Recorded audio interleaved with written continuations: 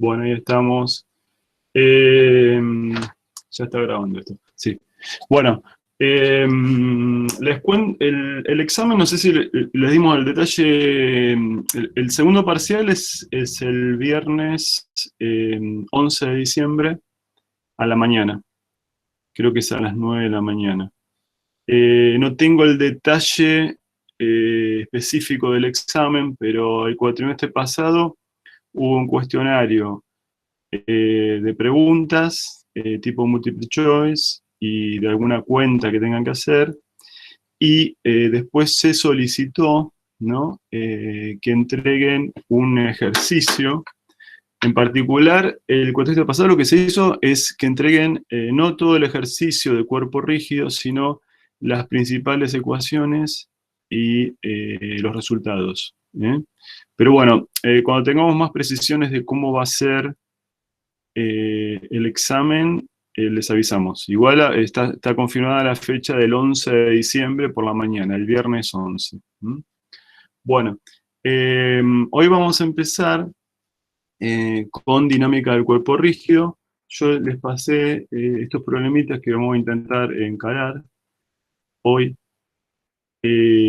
Bueno, una breve introducción de la idea, ¿no? Cuando hablamos de dinámica del cuerpo rígido, bueno, el cuerpo rígido es un sistema continuo de muchísimas partículas con una condición, que es la condición de rigidez. Bueno, si estamos hablando de un sistema de muchas partículas, un sistema de partículas, nos tenemos que pensar, o tenemos que pensar en las ecuaciones que ya vimos, ¿no? O sea, la primera ecuación fundamental del sistema de partículas, que tenía que ver con las fuerzas externas del sistema de partículas. La segunda ecuación, que tiene que ver con el momento de las fuerzas externas.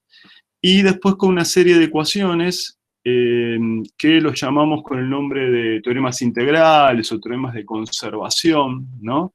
Que nos sirve para plantear ciertas situaciones, como hemos visto. Por ejemplo, cuando la cantidad de movimiento se conserva, o cuando el momento angular se conserva, o cuando la energía se conserva. Bueno, eso es un poco el esquema de lo que va a ser las próximas clases. Vamos a trabajar sobre estos puntos, ¿no? Sobre esto que está recuadrado en amarillo. Las próximas 4 clases vamos a estar con esto, ¿no? Primera ecuación, segunda ecuación, ejercicios y los teoremas de conservación. Vamos a hacer un breve repaso de algo que hablamos la vez pasada, cómo se pasa de una distribución discreta, donde tenemos n partículas puntuales, a una distribución continua. Cuando yo tengo algo continuo, tengo una distribución infinita, de infinitos puntos de volumen, diferencial de volumen, que tienen cada uno un diferencial de masa. Entonces, por ejemplo, la posición del centro de masa, como ya lo dijimos, en vez de hacer una suma, vamos a hacer una integral. ¿Vamos a hacer una integral de qué? De pequeñas masas, de diferenciales de masa. Entonces hacemos una integral sobre la masa, pero en realidad, en vez de hacerla sobre la masa, usando esta identidad, que la masa es densidad por volumen, la vamos a hacer sobre el volumen. Entonces, esta magnitud, la posición del centro de masa en un sistema continuo, de masa continua, pasa a ser esto, ¿no? O sea, es una integral de volumen, ¿de qué? De la densidad por la posición de cada punto, dividido la masa total. Esto es la forma, entonces, de pasar, esto que está recuadrado acá en amarillo, es la forma de pasar de algo discreto a algo continuo. Esto lo vamos a ir viendo en distintas partes de estas explicaciones que hacemos en estas clases. Esto ya lo hablamos también. Acá tenemos las definiciones de posición, de velocidad y de aceleración del centro de masa para sistemas discretos, donde tenemos n partículas, y aquí queremos o expresamos esas mismas magnitudes para el caso de un sistema continuo que es un cuerpo rígido. Esto es un cuerpo rígido, ¿no? Entonces tenemos un cuerpo rígido que está formado por infinitos puntos, uno al lado del otro, y cuando yo quiero calcular alguna de estas magnitudes o otras magnitudes físicas, ¿no? vamos a tener que hacer integrales. Integrales en principio en volumen. Ustedes todavía no saben bien cómo se hacen estas cosas, pero no es mucho más difícil. Ustedes ya saben integrar. A lo largo de la materia análisis 2 van a empezar a ver integrales de superficie, si ya no lo vieron, ¿no? Quizás lo hayan visto ya, a esta altura del cuatrimestre, integrales de volumen. No es mucho más misterioso. Bueno, vamos a empezar a hablar de cuestiones, vamos de alguna manera a charlar o repasar cosas que vimos en el sistema de partículas. La primera ecuación fundamental, que bueno, básicamente la primera ecuación fundamental trabaja o tiene que ver con la cantidad de movimiento o impulso lineal, ¿no? La cantidad de movimiento o impulso lineal, la cantidad de movimiento o impulso lineal es la suma de la cantidad de movimiento de cada una de las partículas. En realidad acá, en vez de ser una suma, sería una integral, porque tenemos una distribución continua. Bueno, pero también vimos que en el sistema de partículas, que la cantidad de movimiento de todo un sistema de partículas, en particular del cuerpo rígido, se puede escribir como la masa total del cuerpo por la velocidad del centro de masa. Esta es la manera de calcular la cantidad de movimiento del cuerpo rígido o el sistema, o lo que llamamos impulso lineal del cuerpo rígido. La primera ecuación, ¿qué dice? Bueno, nos dice qué pasa con la derivada respecto del tiempo de esta magnitud, de la cantidad de movimiento. O sea, cuando nosotros derivamos respecto al tiempo la cantidad de movimiento, eso es igual a exclusivamente la suma de las fuerzas externas que están actuando sobre el cuerpo rígido. Ustedes piensen que el cuerpo rígido es un sistema de partículas, así que todas las ecuaciones que vimos para el sistema de partículas las vamos a aplicar aquí. Pero también vimos que la cantidad de movimiento, la derivada de la cantidad de movimiento, si yo derivo respecto al tiempo esta magnitud, acá me queda, bueno, la masa por la derivada de la velocidad del centro de masa, que es la aceleración del centro de masa. Entonces, la ecuación que vamos a usar muchísimo en los problemas, una de las ecuaciones que vamos a usar muchísimo en los problemas, es esta: sumatoria de fuerzas externas que están actuando sobre el cuerpo rígido es igual a la masa total del cuerpo rígido por la aceleración del centro de masa. Fíjense, acá te decimos, esta ecuación es válida para n partículas, un sistema de partículas, que sea discreto o continuo, para cualquier situación, discreta o continua. Tenemos algunos resultados que ya conocemos. El resultado 1 es que el movimiento del centro de masa del cuerpo rígido está determinado exclusivamente por las fuerzas externas, ¿sí? Miren lo que escribí ahí en negro. Notar el parecido al planteo de la segunda ecuación de Newton para una partícula puntual, ¿no? Si yo les pregunto, ¿cómo es la segunda ecuación de Newton, la que usamos en dinámica de una partícula para el primer parcial? ¿Ustedes qué me dicen? Sumatoria de fuerzas igual a masa por aceleración, ¿no? Esa es la ecuación que usamos en dinámica. Bueno, miren la que tenemos aquí para cuerpos rígidos. Sumatoria de fuerzas externas es igual a la masa por la aceleración ¿de qué? El cuerpo rígido está formado por un montón de puntos. Bueno, por la aceleración de un punto especial del cuerpo rígido, el centro de masa. ¿De acuerdo? Pero miren el parecido de esta ecuación que estamos mostrando con las ecuaciones que vimos en dinámica del punto. Bueno, acá hay una conclusión importante. El cuerpo rígido puede estar girando o no, pero el movimiento del centro de masa depende solamente de las fuerzas externas. El cuerpo rígido puede estar girando alrededor del centro de masa. Eso va a estar relacionado, después ya vamos a verlo, ese giro alrededor del centro de masa está relacionado con la segunda ecuación fundamental. Bueno, después tenemos algunas conclusiones que ya sabíamos. Si el cuerpo rígido está aislado, o sea, si las fuerzas externas son nulas, entonces la derivada de la cantidad de movimiento respecto al tiempo es cero, y decimos que la cantidad de movimiento o impulso lineal es una constante, ¿no? Entonces acá tenemos recuadrado lo que llamamos resultado 2, o que yo llamé resultado 2. En un sistema de partículas aislado, en un cuerpo rígido aislado, la cantidad de movimiento del cuerpo rígido es una constante. O decimos que el vector P es una constante de movimiento. ¿Mm? ¿Está bien? Bueno, esta es la primera ecuación fundamental, que la escribimos así. La escribimos, esta va a ser la ecuación que vamos a utilizar. Por ahora, miren lo que puse ahí, por ahora parece todo fácil, ¿no? Parece todo fácil porque parece muy parecido a lo que hicimos en dinámica. Pero ahora vamos a ver que se va a empezar a complicar un poco cuando planteemos la segunda ecuación fundamental. Porque piensen ustedes que el cuerpo rígido no es un punto, es un conjunto infinito de partículas que se están moviendo. O sea, nosotros lo que estamos encontrando con la primera ecuación fundamental es cómo se comporta un punto especial del cuerpo rígido, que es el centro de masa. Ahora vamos a ver qué pasa cuando empezamos a complicarlo con la segunda ecuación, con la ecuación de los momentos, ¿no? Acá tenemos la primera ecuación, que ya la mencionamos.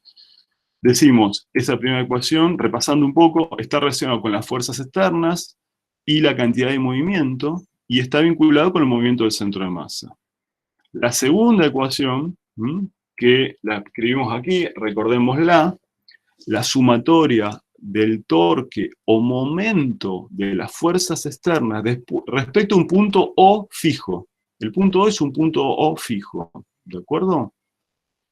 La suma del torque o momento de las fuerzas externas respecto a ese punto fijo es la derivada respecto al tiempo de una magnitud que llamamos momento angular. Ustedes acuérdense que el momento angular depende del punto que estamos tratando. Entonces decimos que la segunda ecuación está relacionada con el momento de las fuerzas y el momento angular. Vamos a repasar algunas cosas que ya vimos cuando hablamos del momento angular de una partícula. Por ejemplo, acá tenemos el momento angular de una partícula en un movimiento circular. Tenemos una partícula que está haciendo un giro cuya trayectoria es un círculo. Este movimiento puede ser acelerado. O sea, lo que estoy señalando acá es la trayectoria que está realizando la partícula. Si es un movimiento circular, nosotros vimos que la velocidad se relaciona con la velocidad angular. Acuérdense que aquí la velocidad angular es perpendicular a la trayectoria, ¿no? Es hacia afuera. Ponemos el dedo gordo, ponemos la mano derecha en dirección del giro, y háganlo ustedes, y el dedo gordo nos da el sentido de la velocidad angular, ¿no? La velocidad angular es hacia afuera de la pantalla. Y hemos visto, cuando hablamos de movimiento circular, esta relación entre la velocidad, la velocidad angular y R, ¿no? R es este vector, ¿no? El R es el punto que nos define, el R es el punto que nos define la posición de la partícula. Bueno, ¿qué habíamos encontrado? Cuando yo quiero calcular el momento angular después respecto a un punto, ¿qué punto estoy tomando acá? El origen de coordenadas. Entonces, ¿qué tengo que hacer para calcular el momento angular? Tengo que hacer este producto vectorial. R, producto vectorial, con M por B. Bueno, pero B dijimos que es la velocidad angular por R. Acá usamos una identidad, esto ya lo vimos. Esto ¿se acuerdan que les dije que se llamaba vaca menos caballo? Famoso vaca menos caballo. Bueno, yo quizás voy un poquito rápido, díganme si voy rápido, me dicen, ¿no? Pero bueno, este doble producto vectorial, fíjense, este doble producto vectorial, lo podemos escribir como una resta de estos productos, donde acá nos queda, en el segundo término, el producto R por B. Perdón, R por omega. R y omega son perpendiculares. Entonces esta segunda parte vale 0, se va esta segunda parte. Y entonces nos queda solamente el primer término, nos queda esto, pero R por R es R cuadrado, ¿no? Y entonces, en este caso particular, vemos que el momento angular está relacionado con la velocidad angular. Es más, ¿qué podemos decir? Que el momento angular tiene la misma dirección y sentido que la velocidad angular. ¿Mm? Este resultado no es un resultado general. ¿Mm? El término que está acá en el medio es un término que vamos a trabajar bastante hoy. ¿Mm? Ya se los voy presentando. Fíjense las unidades que tiene el término que multiplica a la velocidad angular. Es masa por distancia al cuadrado. ¿Mm? Ese término es algo que vamos a trabajar bastante, se lo llama momento de inercia. ¿Mm? Bueno, acá fíjense, dice, observar que la velocidad angular y el momento angular tienen, en este caso, la misma dirección y sentido. ¿Mm? En las rotaciones, el ángulo y la velocidad angular son magnitudes de interés. Vemos que también el momento angular lo es, y está asociado a la velocidad angular. Es más, es proporcional a la velocidad angular, directamente, ¿no? Como les decía, el producto m por r cuadrado se llama momento de inercia de la masa m respecto al eje saliente que pasa por O. O sea, el momento de inercia, cuando hablamos del momento de inercia, que lo vamos a ir madurando a lo largo de estas transparencias que vamos viendo, el momento de inercia necesita de un eje, ¿no? Acá tenemos un eje, o un eje que sale del papel, de la pantalla, hacia afuera, ¿m? Y el momento de inercia tiene que ver con el producto de la masa por la distancia que hay entre el eje que pasa por O y la masa. ¿M? Bueno, lo que vemos es que cuando más alejado esté la masa del punto O del eje que pasa por O, más grande va a ser el momento de inercia, ¿no? Cuando más se acerque la masa al punto O, el momento de inercia es menor, ¿no? O sea que el momento de inercia no solo depende de la masa, sino depende de una distancia, de la masa al punto que estamos considerando, o mejor dicho, al eje que pasa por ese punto. ¿Mm? Entonces, una primera conclusión que sacamos en este ejemplo es que el momento angular respecto de O es el momento de inercia por la velocidad angular. ¿Mm? Bueno, la segunda ecuación nos dice que el momento cinético o impulso angular es un vector es un vector que está relacionado con el giro del sistema de partículas alrededor de O, ¿no? Pero también nos dice que, que su derivada respecto al tiempo es el momento de las fuerzas externas, y nos preguntamos cómo se relaciona el momento angular con la velocidad angular en general, ¿no? ¿Será siempre válido esa relación que vimos recién? O sea, por ejemplo, miren, vamos a hacer un paralelismo, una analogía. La cantidad de movimiento o impulso lineal que está en la primera ecuación es igual a la masa por la velocidad del centro de masa. Esta ecuación, como ya vimos, cuando trabajamos con sistema de partículas, es siempre válida. Esta ecuación es siempre válida. Recién vimos otra ecuación que nos relaciona otras dos magnitudes de interés. El momento angular respecto de O y la velocidad angular. Entonces, nos preguntamos, fíjense, de alguna manera, si uno hace una analogía, puede decir que P es como si fuera el L, ¿no? Impulso lineal, impulso angular. Masa es como si fuera el momento de inercia, ¿no? Hacemos una analogía. Y la velocidad del centro de masa es como si fuera la velocidad angular, ¿no? Entonces la pregunta es, ¿esta ecuación que tenemos acá, vale siempre? ¿Es siempre válida que el momento angular se puede calcular de esta manera? Bueno, la respuesta es que no. La respuesta es que no. No siempre es válida. Entonces, eso es lo que hace que se complique todo. Igual, ahora vamos a ver en las próximas transparencias, y los ejemplos que vamos a trabajar nosotros, que son ejemplos simples, sí va a ser válida esta ecuación para nosotros. ¿Eh? Sí va a ser válida. Lo que les quiero mostrar, para que, porque siempre después ustedes dicen, bueno, esta ecuación es válida. Como la van a usar un montón de veces, van a pensar que siempre esto es válido. Y esto no es válido siempre. Entonces yo lo que quiero mostrarles es un ejemplo, que es un ejemplo quizás, a lo mejor pensarán que es un poquito rebuscado, pero quiero mostrarles un ejemplo donde esto no vale. ¿Mm? Vamos a ver un ejemplo donde no es válido que la velocidad angular tiene la misma dirección y sentido que el momento angular. Eso lo vamos a ver en las próximas transparencias, en este ejemplo que quiero mostrarles, y después les muestro bien cómo trabajamos con la segunda ecuación. ¿Cómo vamos a trabajar con la segunda ecuación?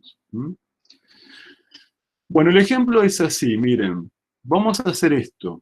Yo tengo acá una partícula, vamos a llamarla una partícula 2, ¿sí? Acá tengo una partícula 2, acá tengo una partícula 1, y acá tengo una varilla que, por ejemplo, podríamos decir que tiene masa despreciable. ¿Está bien? Tiene masa despreciable esta varilla. O sea, tengo como si fuera la lapicera con dos masas en los extremos, y vamos a hacer un movimiento medio raro. Vamos a hacer que el eje de rotación es este que está indicado acá. Vamos a hacer eso. El eje de rotación es este. El eje de rotación, o sea, esto hace esto, ¿no? Esto hace este movimiento, ¿lo ven? No sé si llegan a ver, vamos a poner la cámara ahí. Hace este movimiento. ¿Lo ven, chicos? ¿Se entiende el movimiento como es? En los extremos de la lapicera tengo las masas. ¿Sí? ¿Se entiende? Sí, sí. Bueno, les hago una pregunta, a ver. Pienso en movimiento, digamos, este punto que está acá es un punto fijo, ¿sí? Entonces me gustaría que ustedes me digan, ¿sí? Pensando en cómo es el movimiento en general, ¿para dónde apunta la velocidad angular? ¿Sí? Piensen esto, ¿no? Vamos a ver si ahí se ve. ¿Para dónde apunta la velocidad angular? ¿Hacia arriba puede ser? Exactamente, muy bien, muy bien. ¿Sí? La velocidad angular apunta hacia arriba. Claro, porque esto está girando. Piensen en el acá les dibujé la trayectoria que va a ser la masa 1 y la trayectoria que va a ser la masa 2. La masa 1 hace esta trayectoria, ¿está bien? La masa 2 hace esta trayectoria. Hace movimientos circulares de radios distintos. Acá claramente nos damos cuenta que la masa 1 tiene un movimiento circular y ya sabemos que la velocidad angular es hacia arriba acá. Y acá también vemos que tenemos la velocidad angular hacia arriba. Entonces acá tenemos un movimiento donde tenemos la velocidad angular hacia arriba, y lo que quiero que vamos a ver en las próximas transparencias es hacia dónde apunta el momento angular de este conjunto. Piensen que la varilla tiene masa despreciable, y si tiene masa despreciable, el momento angular es 0 de la varilla. O sea que el momento angular del conjunto en realidad es el momento angular de la partícula 1 más el momento angular de la partícula 2. Bueno, acá puse, ambas masas giran con la misma velocidad angular, pues por la condición de rigidez todas las partículas tienen que recorrer el mismo cambio de ángulo de giro en el mismo tiempo, si no el cuerpo se deformaría.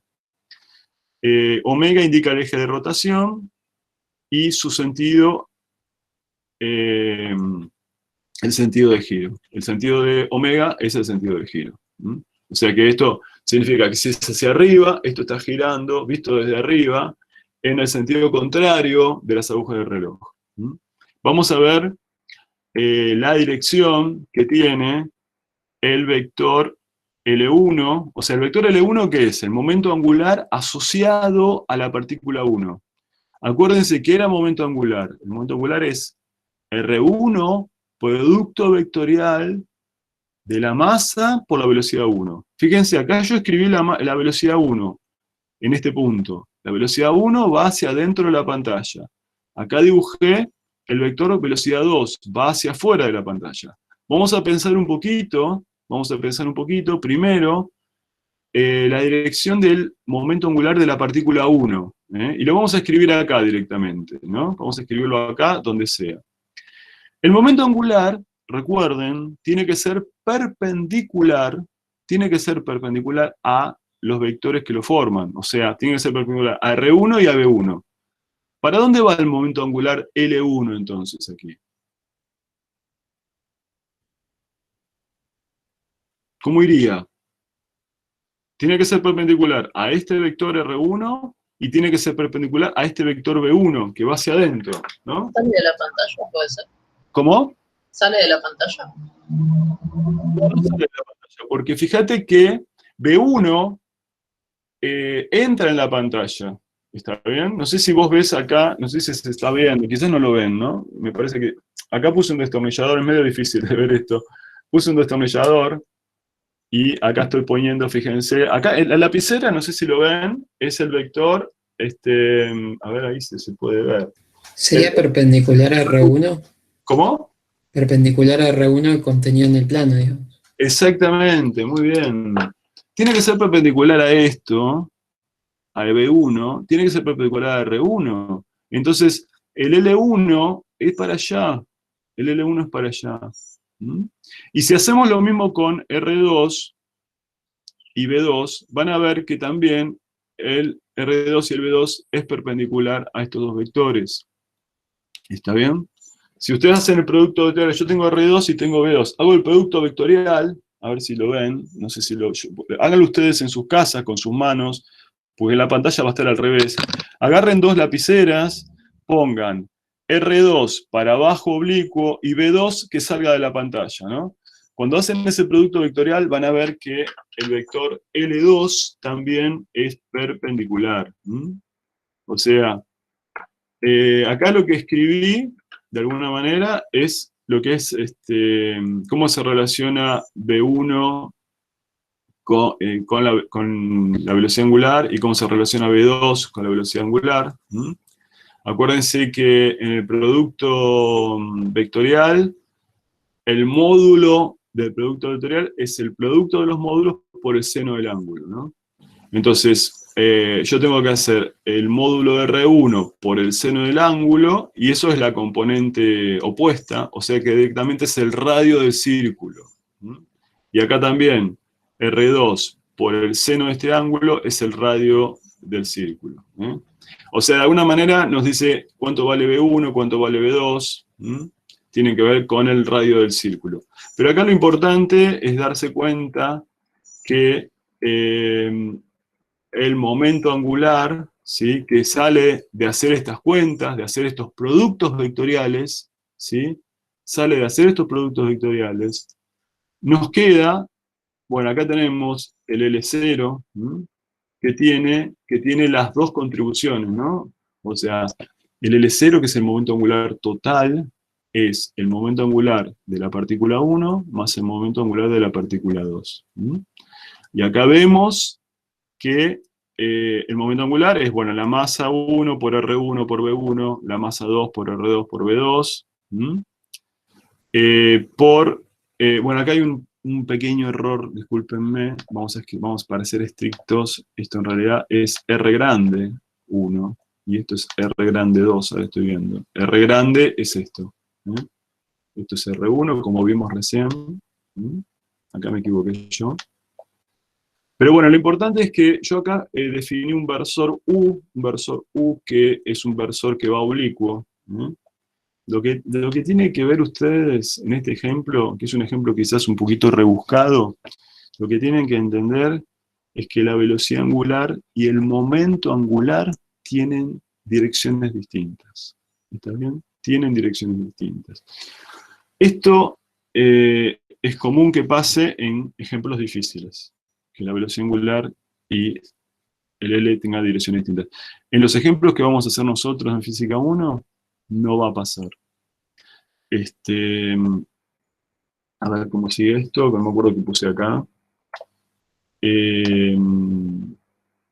Bueno, entonces yo digo, L0 tiene la dirección del versor U, este versor que va oblicuo, y en general no es paralelo a omega, ¿no? Ahora, si yo pusiera, fíjense, ¿qué pasa si pongo este ángulo alfa, que es un ángulo cualquiera?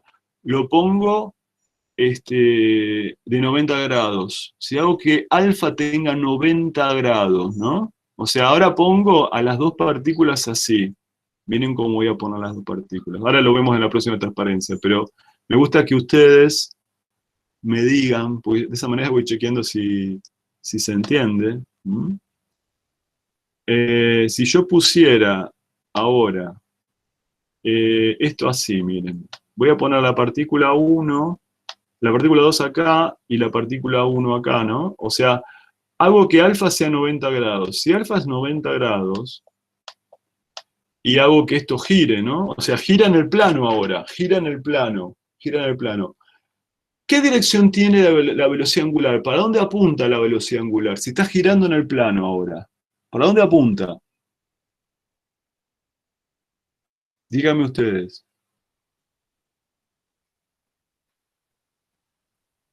Sí, ahí sería paralelo Pero a decime omega. para dónde apunta la velocidad angular. ¿Hacia arriba? Hacia arriba. ¿Y el momento angular? También. También, claro.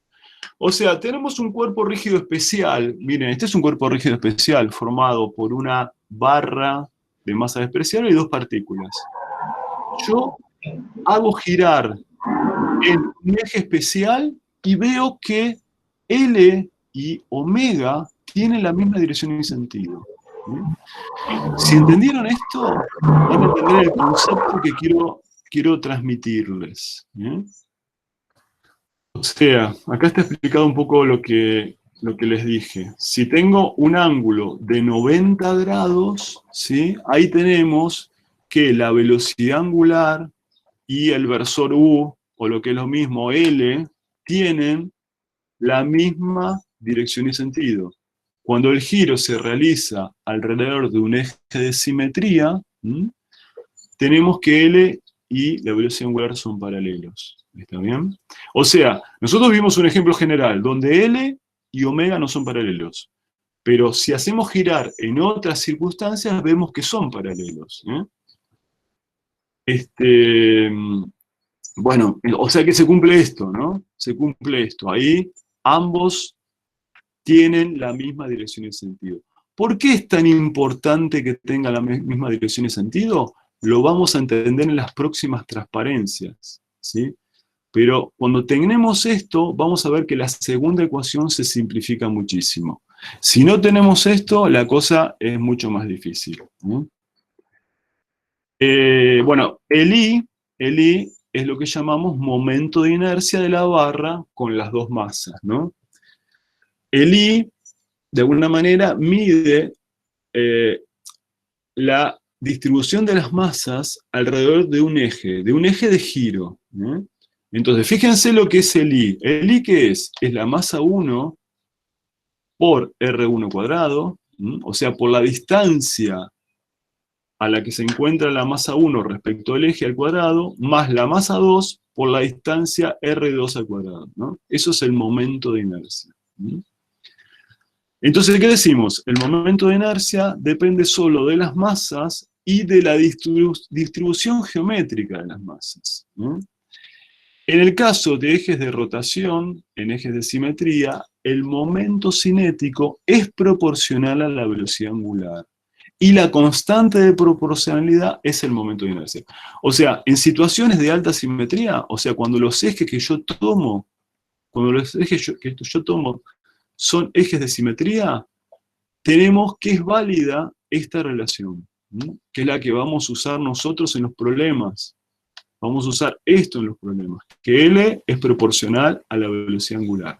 Esto es lo que queremos usar.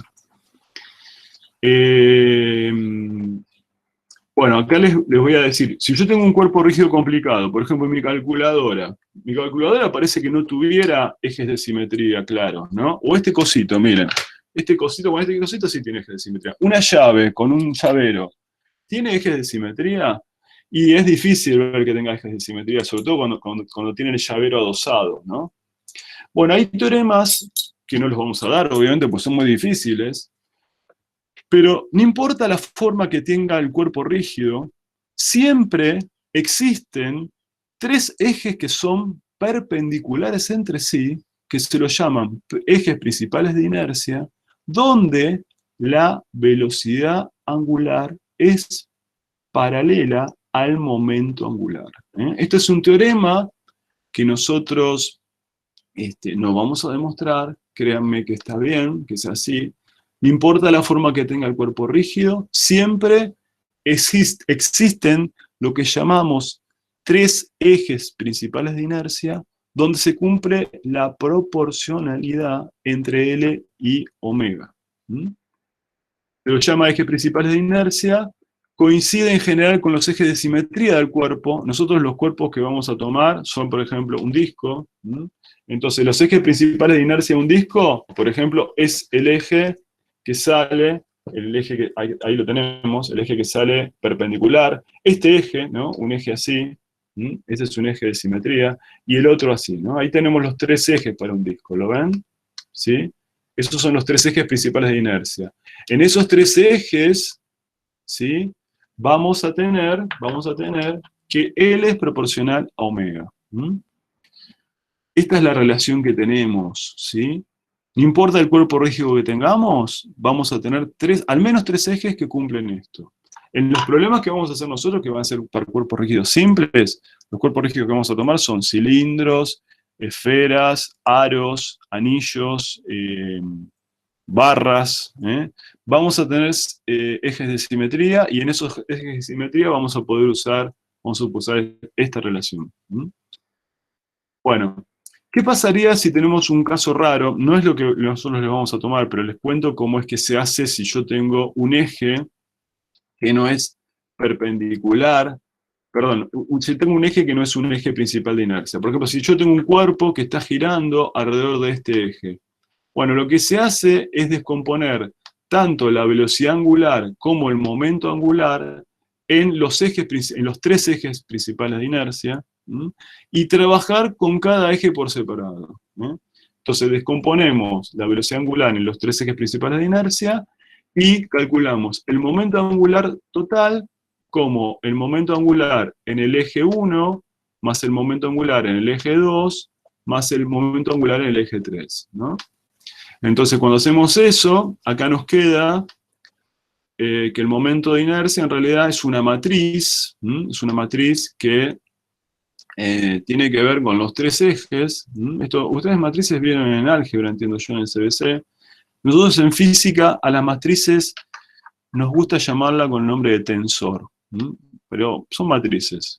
La gente que haga mecánica, los que estudian ingeniería mecánica, van a verlo esto, el tensor de inercia. ¿Qué es el tensor de inercia? Bueno, es una matriz que tiene el momento de inercia en cada eje principal de inercia.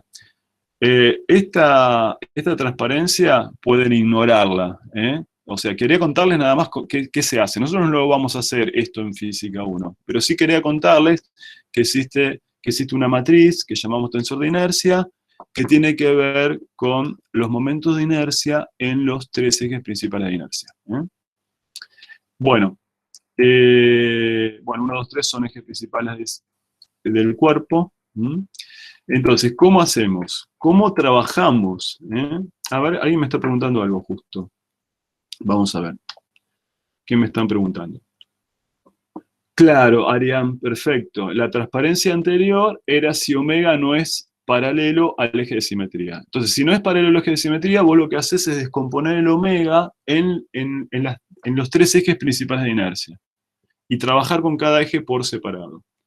Pero, Arián, no te hagas historia, no te compliques, porque nosotros en los problemas que vamos a hacer, que ya son bastante complicados, así como están, vamos a tener que el eje es un eje principal de inercia. O sea, nosotros vamos a decir que L y omega son paralelos y tienen la misma dirección y sentido. Tienen la misma dirección y sentido. Bueno, y 0, como ya lo dijimos, y 0 es el momento de inercia. Entonces, ¿cómo trabajamos? ¿Cómo trabajamos con la segunda ecuación? Bueno, la primera ecuación es esta, ya la sabemos. Lo que está acá recuadrado, creo que esto es verde, ¿no? ¿Puede ser que sea verde? ¿O es marrón? Pues yo me lo confundo, el verde y el marrón. ¿Es verde? Sí, sí, es verdad. Ah, bien, me pegué. Bueno, la primera ecuación ya la vimos, ya sabemos lo que es la primera ecuación. Fuerzas externas igual a la masa por la aceleración del centro de masa. Muy parecida a la primera ecuación, a las ecuaciones de dinámica de una partícula. La segunda ecuación, ¿con qué tenía que ver? Tenía que ver con los torques. La suma de los torques de las fuerzas externas era la derivada del momento angular respecto al tiempo. Entonces, ¿qué vamos a hacer? Vamos a derivar esto respecto al tiempo. Cuando yo derivo respecto al tiempo, me queda la derivada de la velocidad angular, que llamamos como la derivada de la velocidad angular. ¿Cómo la llamamos? Aceleración angular. Exactamente, muy bien. O sea, ahí tenemos, miren. Acá tenemos la derivada de L respecto al tiempo. Tenemos la derivada de un producto. Bueno, el I0, que es el momento de inercia, tiene que ver con la masa y una distancia. No dependen del tiempo. El momento de inercia, ahora vamos a ver, no depende del tiempo. Y entonces directamente nos queda la derivada de la velocidad angular, que es la aceleración angular. Entonces, vemos que la segunda ecuación de sistema de partículas aplicado a los cuerpos rígidos, nos dice que el torque de las fuerzas externas es el momento de inercia por la aceleración angular. Entonces, estas dos ecuaciones nos definen todo el movimiento del cuerpo rígido. La primera ecuación está asociada al movimiento del centro de masa. Y la segunda ecuación, ¿con qué está asociada? Está asociada con la rotación respecto de un punto. ¿De qué punto? De un punto fijo. De un punto fijo o del centro de masa. Ese punto O puede ser el centro de masa. Entonces, en algunos problemas nos va a convenir, acuérdense cuando vimos la semana pasada cinemática del cuerpo rígido y decíamos, el movimiento del cuerpo rígido lo pensamos como el movimiento del centro de masa y la rotación alrededor del centro de masa. Bueno, esta segunda ecuación la vamos a poder aplicar al centro de masa, ¿sí? ¿Y qué es lo que me dice? Bueno, me dice, la segunda ecuación me dice las causas de por qué se está moviendo el centro de la rotación, por qué está girando alrededor del centro de masa. O sea, la primera ecuación nos dice las causas de por qué, por ejemplo, se acelera el centro de masa. La aceleración del centro de masa tiene que ver con las fuerzas externas.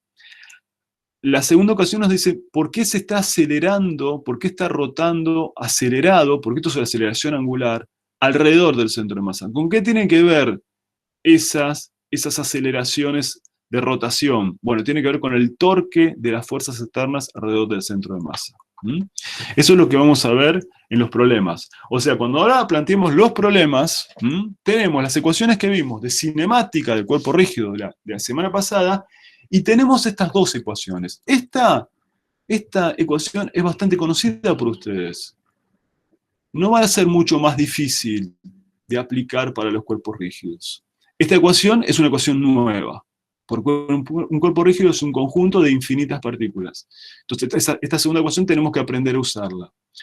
Pero para aprender a usarla tenemos que tener mucho más idea de lo que es esta nueva magnitud física que es el momento de inercia. Fíjense acá el tema vectorial y el tema escalar. Obviamente las fuerzas, las aceleraciones, los torques, la aceleración angular son vectores. La masa, el momento de inercia son escalares, ¿de acuerdo? Son magnitudes escalares. Bueno, vamos a entender un poco más, vamos a ver varias transparencias del momento de inercia. A ver, quiero que me pregunten cosas hasta que a ver si se entendió lo que estamos haciendo. O sea, hasta ahora nosotros tomamos las dos ecuaciones fundamentales y dedujimos otras cosas, digamos, a partir de los conocimientos que teníamos de aceleración angular. Sí. Y claro que No sería sé, para aplicarlo específicamente a cuerpo rígido, digamos. claro, vamos a aplicar esas dos ecuaciones a cuerpos rígidos. La primera, que tiene que ver con la aceleración del centro de masa, y la segunda, que tiene que ver con la aceleración angular. En principio, respecto al centro de masa o respecto a un punto fijo. Nos vamos a meter ahora con este nuevo concepto, con el momento de inercia, nosotros de momento de inercia, ahora yo les voy a mostrar una cuenta. Les voy a mostrar cómo se calcula el momento de inercia. Pero no les vamos a pedir que hagan estas integrales. ¿Ya saben por qué se los quiero mostrar? Para que vean cómo se hace la cuenta, pero no se les va a pedir a ustedes. Solamente entiendan cómo se hace la cuenta. Hay que hacer una integral. Lo que les vamos a pedir de momento de inercia de cálculos, nosotros en general el momento de inercia se los vamos a dar, o a lo sumo les vamos a pedir que los calculen en ejes paralelos. Después les vamos a ver cómo se hacen esas cuentas. Pero quiero que presten atención en estas dos o tres transparencias, cómo se hace una cuenta de momento de inercia para que la tengan presente. Pero no se los vamos a pedir. Ya decidimos hace bastante que, igual que el cálculo de la posición del centro de masa, son integrales que no tienen tanto sentido físico y se hacen unos líos bárbaros para hacerlas. Entonces no les vamos a pedir que las hagan. Pero sí les vamos a pedir que entiendan el concepto. Bueno, entonces, ¿cómo se calcula el momento de inercia para una rotación en un eje principal, ¿no? Yo tengo acá, fíjense, un cuerpo rígido arbitrario, tengo un eje de rotación, acá está el eje de rotación, acá tengo la velocidad angular, ¿sí? Y el momento de inercia tiene que ver con la masa y tiene que ver con la distancia al eje de rotación. O sea, recién habíamos visto que en el caso del cuerpo aquel era la masa por la distancia al cuadrado, R1 al cuadrado, más la masa 2 por la distancia al cuadrado, ¿no? O sea, de alguna manera, cuando yo tengo un sistema de partículas discreta, el momento de inercia hay que calcularlo como la suma de las masas por las distancias. Acá uso esta letra griega que se llama psi. No sé si la conocen, es como si fuera alfa, ¿no? Es una letra griega. O sea, la masa por la distancia al cuadrado entre la masa y el eje me da el momento de inercia, toda esa suma, ¿no? Yo acá, acuérdense, al ser un sistema continuo, en vez de hacer una suma, tengo que hacer una integral, ¿no? O sea, para un sistema de partículas continuo, voy a tener que integrar. ¿Y qué integro? Integro en la masa, o lo que es lo mismo, integrar en el volumen. Entonces esas integrales, en realidad si yo tengo que hacer, ustedes los que hagan ingeniería mecánica después lo van a hacer esto, cuando van a calcular el momento de inercia, tienen que calcular esta integral, ¿no? Donde no se hagan lío con esta letra, podría haber puesto D acá. Sí, lo saqué de un libro esto, creo que está en el Alocifin puesto así. Pero podría haber puesto así, es la densidad por la distancia al cuadrado integrado en el volumen. Entonces, psi es la distancia de cada pequeña masa al eje de rotación. El momento de inercia da una idea de cómo está distribuida la masa alrededor de un eje. Por ejemplo, me gustaría que a ver si ustedes piensan esto. Después lo vamos a ver mejor, ¿no? Pero si yo tengo, a ver, voy a poner la cámara porque... Si yo tengo un aro, ¿no? Yo tengo un anillo, ¿no? Yo tengo un anillo. A ver si lo ven. ¿Lo ven el anillo mío de casado? Ahí está. Tengo el anillo. Si hago un eje que pasa por el centro del anillo, no sé si lo alcanzan a ver ahí, me parece que no da la luz, ¿no?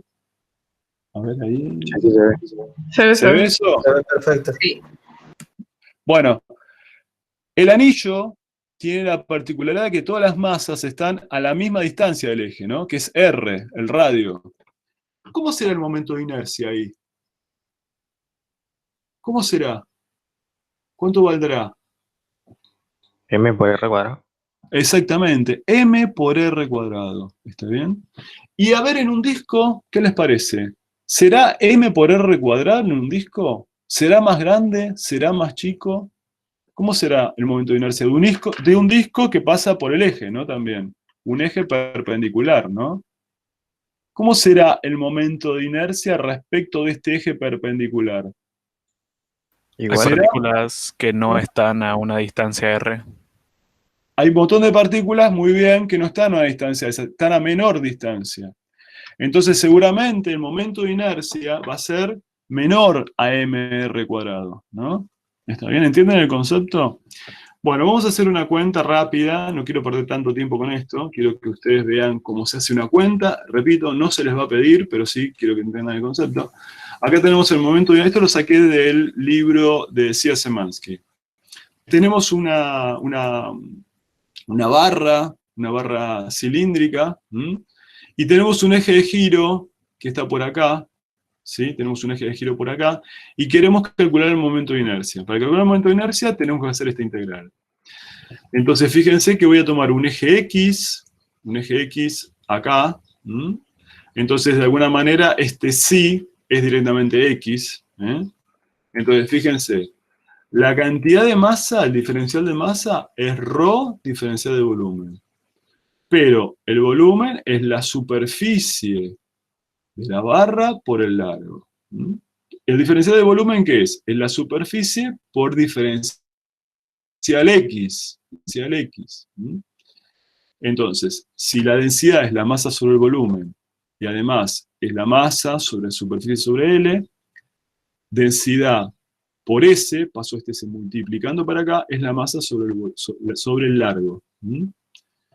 Diferencial de masa es ρ diferencial de volumen, y esto es ρ por S diferencial X, y entonces diferencial de masa es M sobre L diferencial X. O sea, el diferencial de masa que era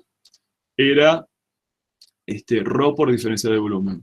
No sé si fui medio rápido en la cuenta, no tienen que saber el detalle de esta cuenta, solamente quiero que ustedes vean que la cuenta que hay que hacer es esta integral, ¿no? Hay que hacer esta integral. Integramos esta magnitud, M sobre L, por X cuadrado. ¿X cuadrado qué es? Es la distancia que hay entre cada pequeña masa y el eje. El eje está ubicado en un punto determinado. ¿Y entre qué y qué integramos? Bueno, entre este punto y este punto, ¿no? Entonces hacemos esa cuenta, vamos a sacar este resultado, que depende, bueno, de H. Quizás acá lo interesante es que si ponemos H igual a 0, o sea, si ponemos el eje en el extremo de la barra, ¿sí? Entonces, directamente obtenemos que el momento de inercia desde un extremo es 1/3 de m por L cuadrado, ¿sí? Y si lo pongo en el centro, esto es un resultado que vamos a usar, el centro de la barra es el centro de masa. Acá en el medio está el centro de masa. Y si yo tomo un eje que pasa por el centro de masa, ¿sí? Lo que estamos sacando es que el momento de inercia para este eje que pasa por el centro de masa es 1 sobre 12 por la masa por el largo de la barra al cuadrado. Este resultado lo vamos a usar en los problemas. Yo tengo una barra que tiene un largo L y tiene una masa M. ¿Está bien? El momento de inercia respecto de un eje que pasa por el centro de masa es 1 sobre 12 ml cuadrado. El momento de inercia que pasa por un extremo, por este extremo que está acá, O, ¿sí? Es 1/3 de ml cuadrado. ¿Está bien? Entonces, lo importante aquí es que no se hagan lío con la cuenta, sepan más o menos que hay que hacer una integral. Nosotros en los problemas les vamos a dar estos datos. Por ejemplo, si a mí en un parcial, en un ejercicio de la guía, me dicen, yo tengo una barra que hace tal y tal movimiento, ¿no? Por ejemplo, la lapicera se puede aproximar bastante bien por una barra, ¿no? Una lapicera es como si fuera una barra. A mí en el problema me van a decir, el momento de inercia respecto de un eje que pasa por el centro de masa es 1 sobre 12 ml cuadrado. Eso me lo van a decir. Después, por ejemplo, el momento de inercia respecto a un extremo lo pueden saber o lo pueden calcular con un teorema que vamos a ver ahora. Pero este dato, esto va a ser un dato de los problemas. En general, el momento de inercia respecto de un eje que pasa por el centro de masa, la fórmula esta va a ser un dato. Vamos a ir viendo algunos ejemplos más para que ustedes vayan entendiendo esto. Y vamos a dar algunos resultados más, ¿no? Como bien dijeron por ahí,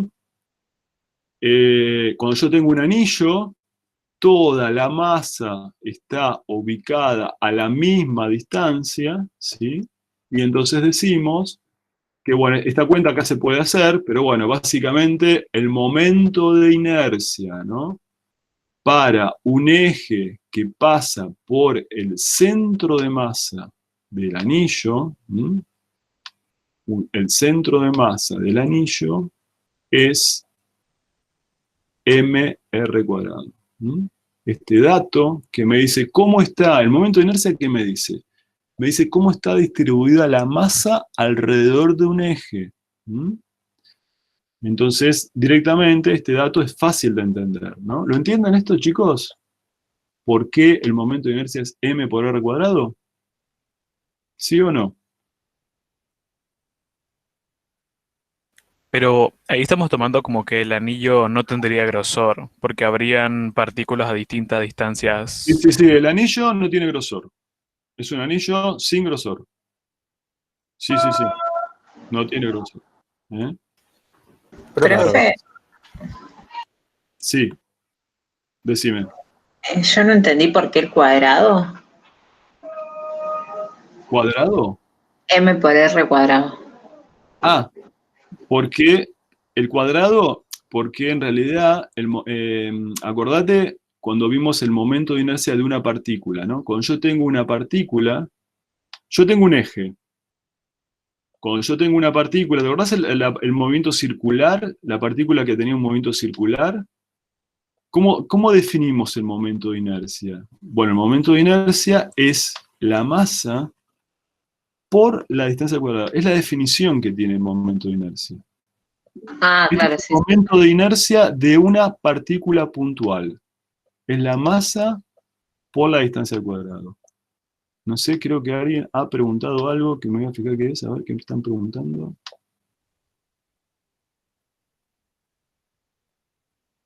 La letra C, esta letra C es la distancia, Arián, es la distancia. Yo le podía haber puesto R. Lo que pasa es que lo saqué del Alonso y Finn. Esta sí es la distancia. O sea que sí, acá, es esta distancia que tenemos aquí. Sí es esta distancia. ¿De acuerdo? O sea que acá el sí, en realidad, directamente, es R. Es R. ¿De acuerdo? Fíjate que yo reemplazo el sí por R. Es la distancia entre la masa y el eje. El momento de inercia tiene también una magnitud que van a ver en los problemas. Es muy común llamar radio de giro. ¿Sí? Bueno, ahora lo vemos, radio de giro.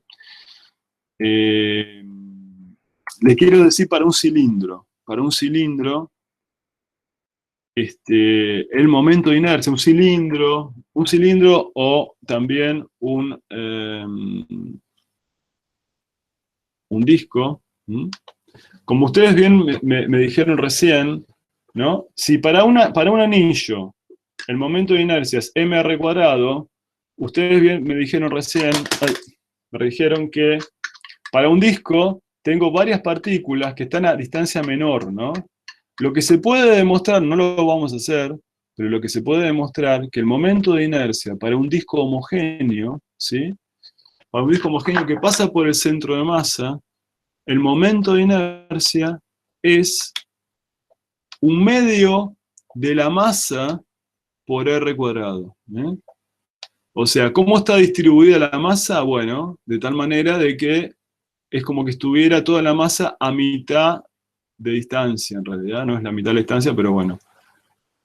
¿Por qué? Porque tengo masas que están a 0 distancia, tengo masas que están muy cerquita, tengo masas que están un poquito más lejos, tengo masas que están en el borde. Bueno, cuando yo hago todo ese promedio, me queda que el momento de inercia de un disco o de un cilindro es un medio de la masa por r cuadrado. ¿Mm?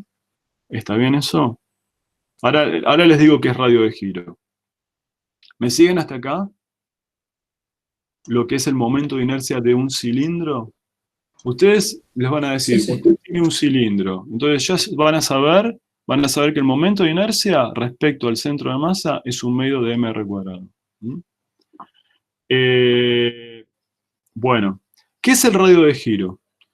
Bueno, es una manera distinta de hablar de lo mismo. El radio de giro, es decir, si a mí me dicen, usted tiene un radio de giro, tiene, por ejemplo, un cuerpo. Usted tiene, por ejemplo, este estuche de anteojos, que tiene un radio de giro de 3 centímetros, ¿no? A mí me dicen, el radio de giro del estuche de anteojos es 3 centímetros. Entonces, ¿saben qué me dan? Me están dando el momento de inercia de otra manera, ¿no? Si a mí me dicen el radio de giro es 3 centímetros, eso quiere decir que la masa que tenga, no sé, los anteojos, supongamos que tenga 50 gramos. 50 gramos por el radio de giro al cuadrado, ¿sí? Por el radio de giro al cuadrado, eso es el momento de inercia del cuerpo que tengo. ¿Mm? ¿Está bien? O sea, es otra manera de darnos el dato del momento de inercia. A mí me pueden dar el dato del momento de inercia diciendo, usted tiene un cilindro, por ejemplo, o usted tiene un aro, o usted tiene una barra. Entonces, si a mí me dan eso, me dicen, yo ya sé cuál es la forma que tiene el momento de inercia. Por ejemplo, para un aro yo sé que es mr cuadrado.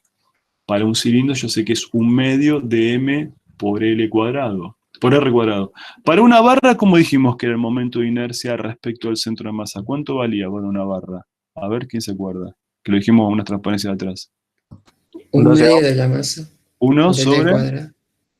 1 sobre 12, ¿no era? 1 sobre 12 ml cuadrado. El L es el largo de la barra. Entonces a mí me pueden decir, usted tiene un cuerpo rígido, no me dicen cuál es, cuyo radio de giro es 3 centímetros. Un cuerpo rígido de 50 gramos. ¿Sí? Entonces, yo ya sé que el momento de inercia va a ser 50 gramos por 3 centímetros al cuadrado. Esa es la definición de radio de giro. Si a mí me dan el radio de giro, me están dando el momento de inercia. Voy a usar esta fórmula. ¿Mm?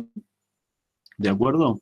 Entonces, si yo comparo esta fórmula con esta, ¿qué conclusión saco? ¿Cuánto vale el radio de giro? Vamos a comparar estas dos. ¿Cuánto vale el radio de giro? ¿Sí? ¿Cuánto vale el radio de giro de un cilindro? Díganme ustedes. Quiero comparar, ¿cuánto vale K? ¿Cuánto vale K para un cilindro? R sobre raíz de 2. R sobre... Raíz de 2. Exactamente, muy bien. El radio de giro de un cilindro es R, el radio del cilindro sobre raíz de 2. ¿Mm? Bueno. ¿Un cilindro no sería lo mismo que una barra? Está buena la pregunta. Un cilindro, fíjate cómo tomamos el eje. Estoy tomando un eje así. En la barra, en el problema de la barra, yo estoy prácticamente diciendo que toda la masa está ubicada en el radio cero, de alguna manera. Una barra, fíjate cómo estamos poniendo una barra. ¿Para qué voy a dibujar una barra acá? Una barra, suponete, considero que está casi toda, y estoy tomando este eje. Fíjate el eje que tomé para la barra, cuando hicimos el problema aquel. El eje que estoy tomando es un eje perpendicular. Este eje. O sea, fíjate, está buena la pregunta que vos decís, pero estoy tomando distintos modelos. Acá la barra prácticamente tiene un radio prácticamente nulo. Y estoy tomando un eje perpendicular. Acá para el cilindro no estoy tomando un radio nulo, estoy tomando un radio, por ejemplo, yo tengo acá esta tapita, que es un cilindro de altura prácticamente nula, pero ahí no puedo tomar que el radio es 0. Y estoy tomando un eje distinto. Fíjate que para el caso de la barra, ¿sí? Estoy tomando un eje perpendicular, así, ¿no? Y estoy tomando prácticamente que no tiene radio la barra. Está buena la pregunta, ¿eh? ¿Lo entendieron? Sí, sí. ¿Sí? Sí, sí. A ver, alguien que está preguntando algo. Vamos a ver qué es. Bien, perfecto. Bueno, vamos a seguir viendo momentos de inercia de otros cuerpos. Creo que me parece que nos queda la esfera. A ver, ¿qué nos queda? A la esfera. Bueno, el momento de inercia de una esfera, si ustedes hicieran la cuenta, no la van a hacer, lo van a hacer los ingenieros mecánicos. Cuando hagan el momento de inercia de una esfera, respecto a un eje que pasa por el centro de masa, es 2/5, ¿sí? 2/5 de mr². Este es el momento de inercia de una esfera. Entonces, volviendo, si quiero saber cuánto vale el radio de giro de una esfera, si comparamos estas dos, ¿cuánto vale el radio de giro de una esfera? Díganme ustedes. Raíz de 5 por R sobre raíz de 2. No, es raíz de 2 sobre raíz de 5 por R, ¿no? O sea, paso claro. este cuadrado por allá, ¿no? Esto es el resultado, ¿no? Este es el radio de giro de una esfera. ¿Está bien? O sea, si por ejemplo si yo tengo una esfera de 10 centímetros, me preguntan ¿cuál es el radio de giro? Bueno, hago esta cuenta. ¿Sí? Hago esta cuenta y saco el radio de giro.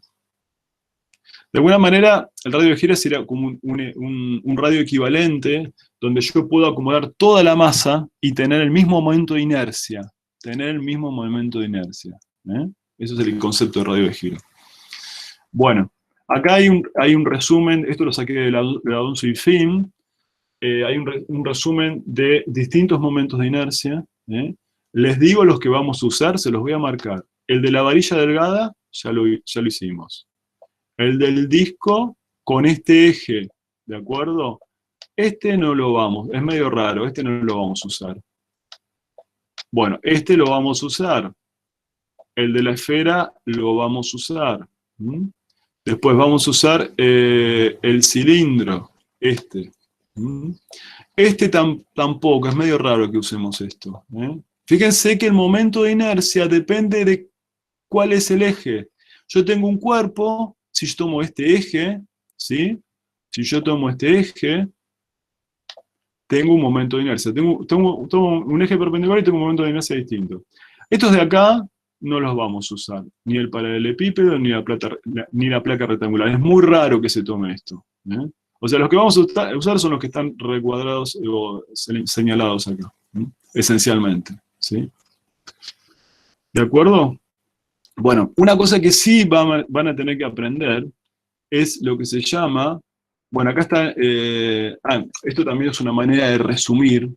Fíjense, nosotros vamos a hacer que los cuerpos rueden, ¿no? Rueden, y para que ruedan, tienen que tener contorno circular. Los 3 cuerpos distintos que tienen contorno circular son la esfera, el cilindro y el anillo, ¿no? O cilindro o disco. Entonces, cuando uno tiene un cuerpo que está rodando, a veces está bueno escribirlo así, alfa mr², donde el alfa es un número que depende de cómo es el cuerpo, ¿no? O sea, en el caso de la esfera, el alfa es 2/5, en el caso del cilindro es 1/2, en el caso del anillo es 1, ¿no?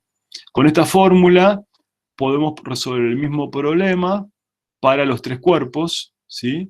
Y lo único que tenemos que hacer después al final, cuando tengo los resultados, es cambiar alfa. Bueno, si es una esfera, pongo 2/5, si es un cilindro, pongo 1/2. Es una forma resumida de escribir para estos 3 cuerpos que son distintos, la misma fórmula. ¿De acuerdo? Bueno. Bueno, vamos a ver 2 propiedades del momento de inercia, ¿sí? que ustedes tienen que saber usar. Esto sí lo tienen que saber usar. Ahora les explico.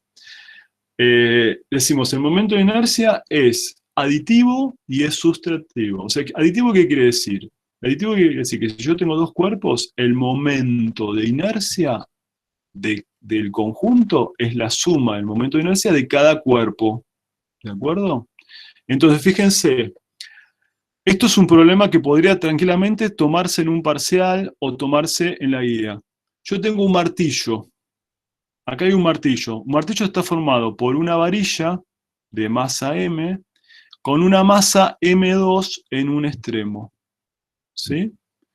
Y me preguntan el momento de inercia respecto de un eje que pasa por el centro de la varilla, ¿no?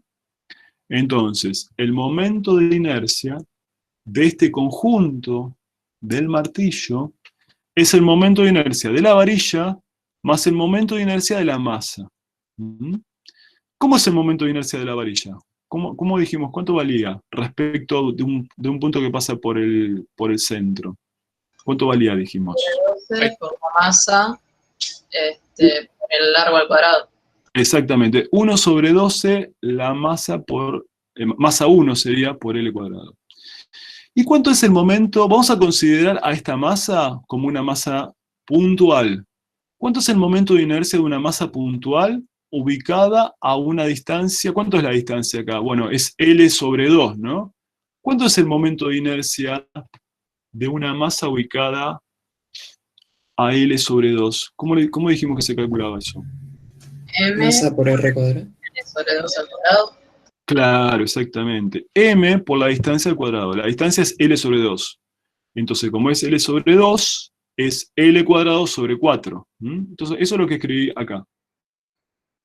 El momento de inercia del conjunto es el momento de inercia de la varilla más el momento de inercia de la masa 2. El momento de inercia de la varilla es M1, L cuadrado sobre 12, más M2, L cuadrado sobre 4. Entonces acá tengo el momento de inercia del conjunto. Esta cuenta, chicos, la tienen que saber hacer. ¿De acuerdo? Esto lo tienen que saber hacer. Una O sea, consulta. sí. Si hay momento de inercia, significa que eso está rotando, ¿no? A ver, el momento de inercia es una cuenta que no depende de qué está pasando con el cuerpo rígido. Yo tengo un cuerpo rígido acá, formado por una varilla, una varilla delgada y una masa M2. A mí, para hacer el problema, me conviene saber cuánto vale el momento de inercia respecto a este eje. Fíjate que el momento de inercia es una magnitud que no depende ni de la cinemática ni de la dinámica, porque el momento de inercia te dice cómo está distribuida la masa respecto de ese eje. Entonces el momento de inercia, digamos, el cuerpo rígido, el martillo puede estar apoyado arriba de una mesa, ¿de acuerdo? La velocidad sea 0, la aceleración sea 0, y yo puedo calcular el momento de inercia igual, porque el momento de inercia depende de cómo está distribuida la masa respecto del eje. Ah, bien. ¿Sí? ¿De Y ahí acuerdo? no afectaría que el martillo estuviera como ligeramente inclinado. Bueno, quizás acá en el dibujito sí, tenés razón, debería haber puesto... pero igual, a ver, el modelo que estamos pensando acá es que la masa es puntual, ¿eh? No estamos diciendo que la masa tiene volumen. O sea, si querés, estrictamente hablando, yo tengo una varilla, acá tengo una masa puntual. Esta M2 es una masa puntual. Puntual, quiere decir que está toda ubicada en un punto. Esta varilla, además, tiene radio nulo. Estamos haciendo todas esas suposiciones. El radio de la varilla es nulo.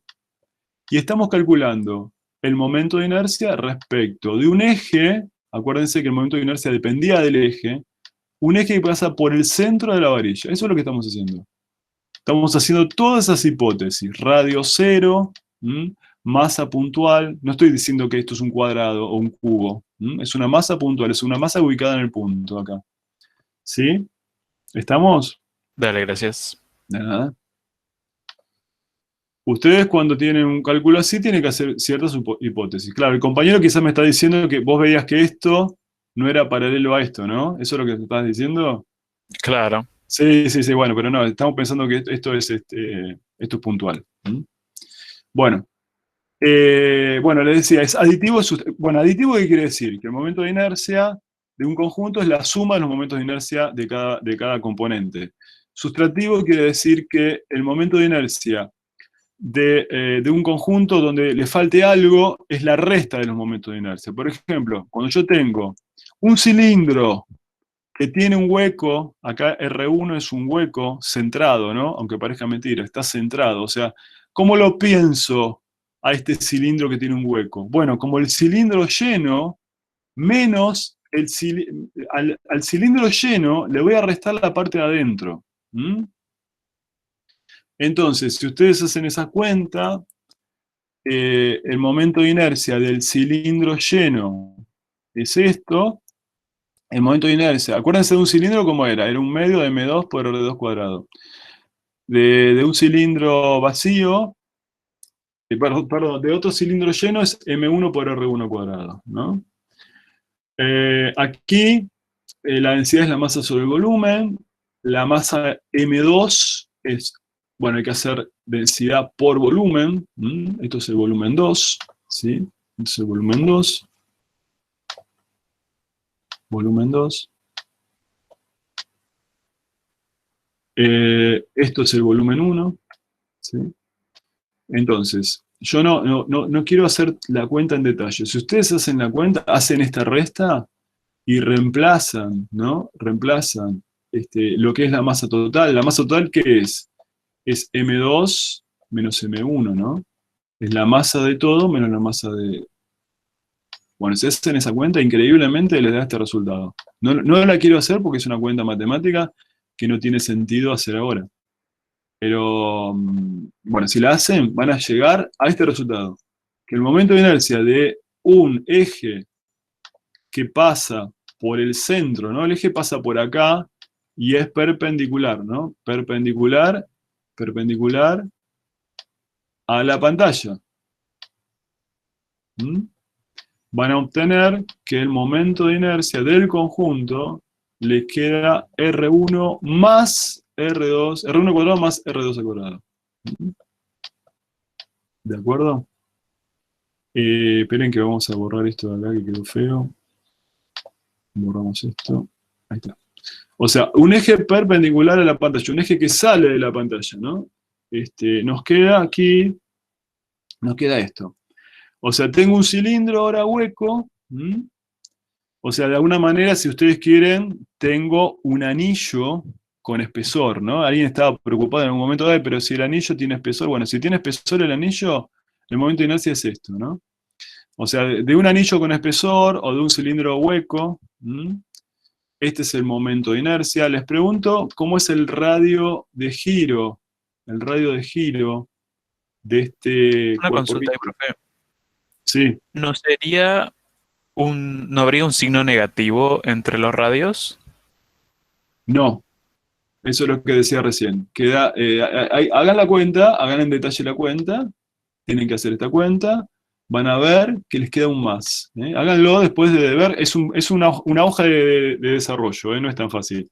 Porque tenés que empezar a escribir M2. M2 lo reemplazas acá. ¿Sí? Lo reemplazas acá. ¿Sí? Reemplazás M2 acá. Reemplazás M1 acá. M1 acá.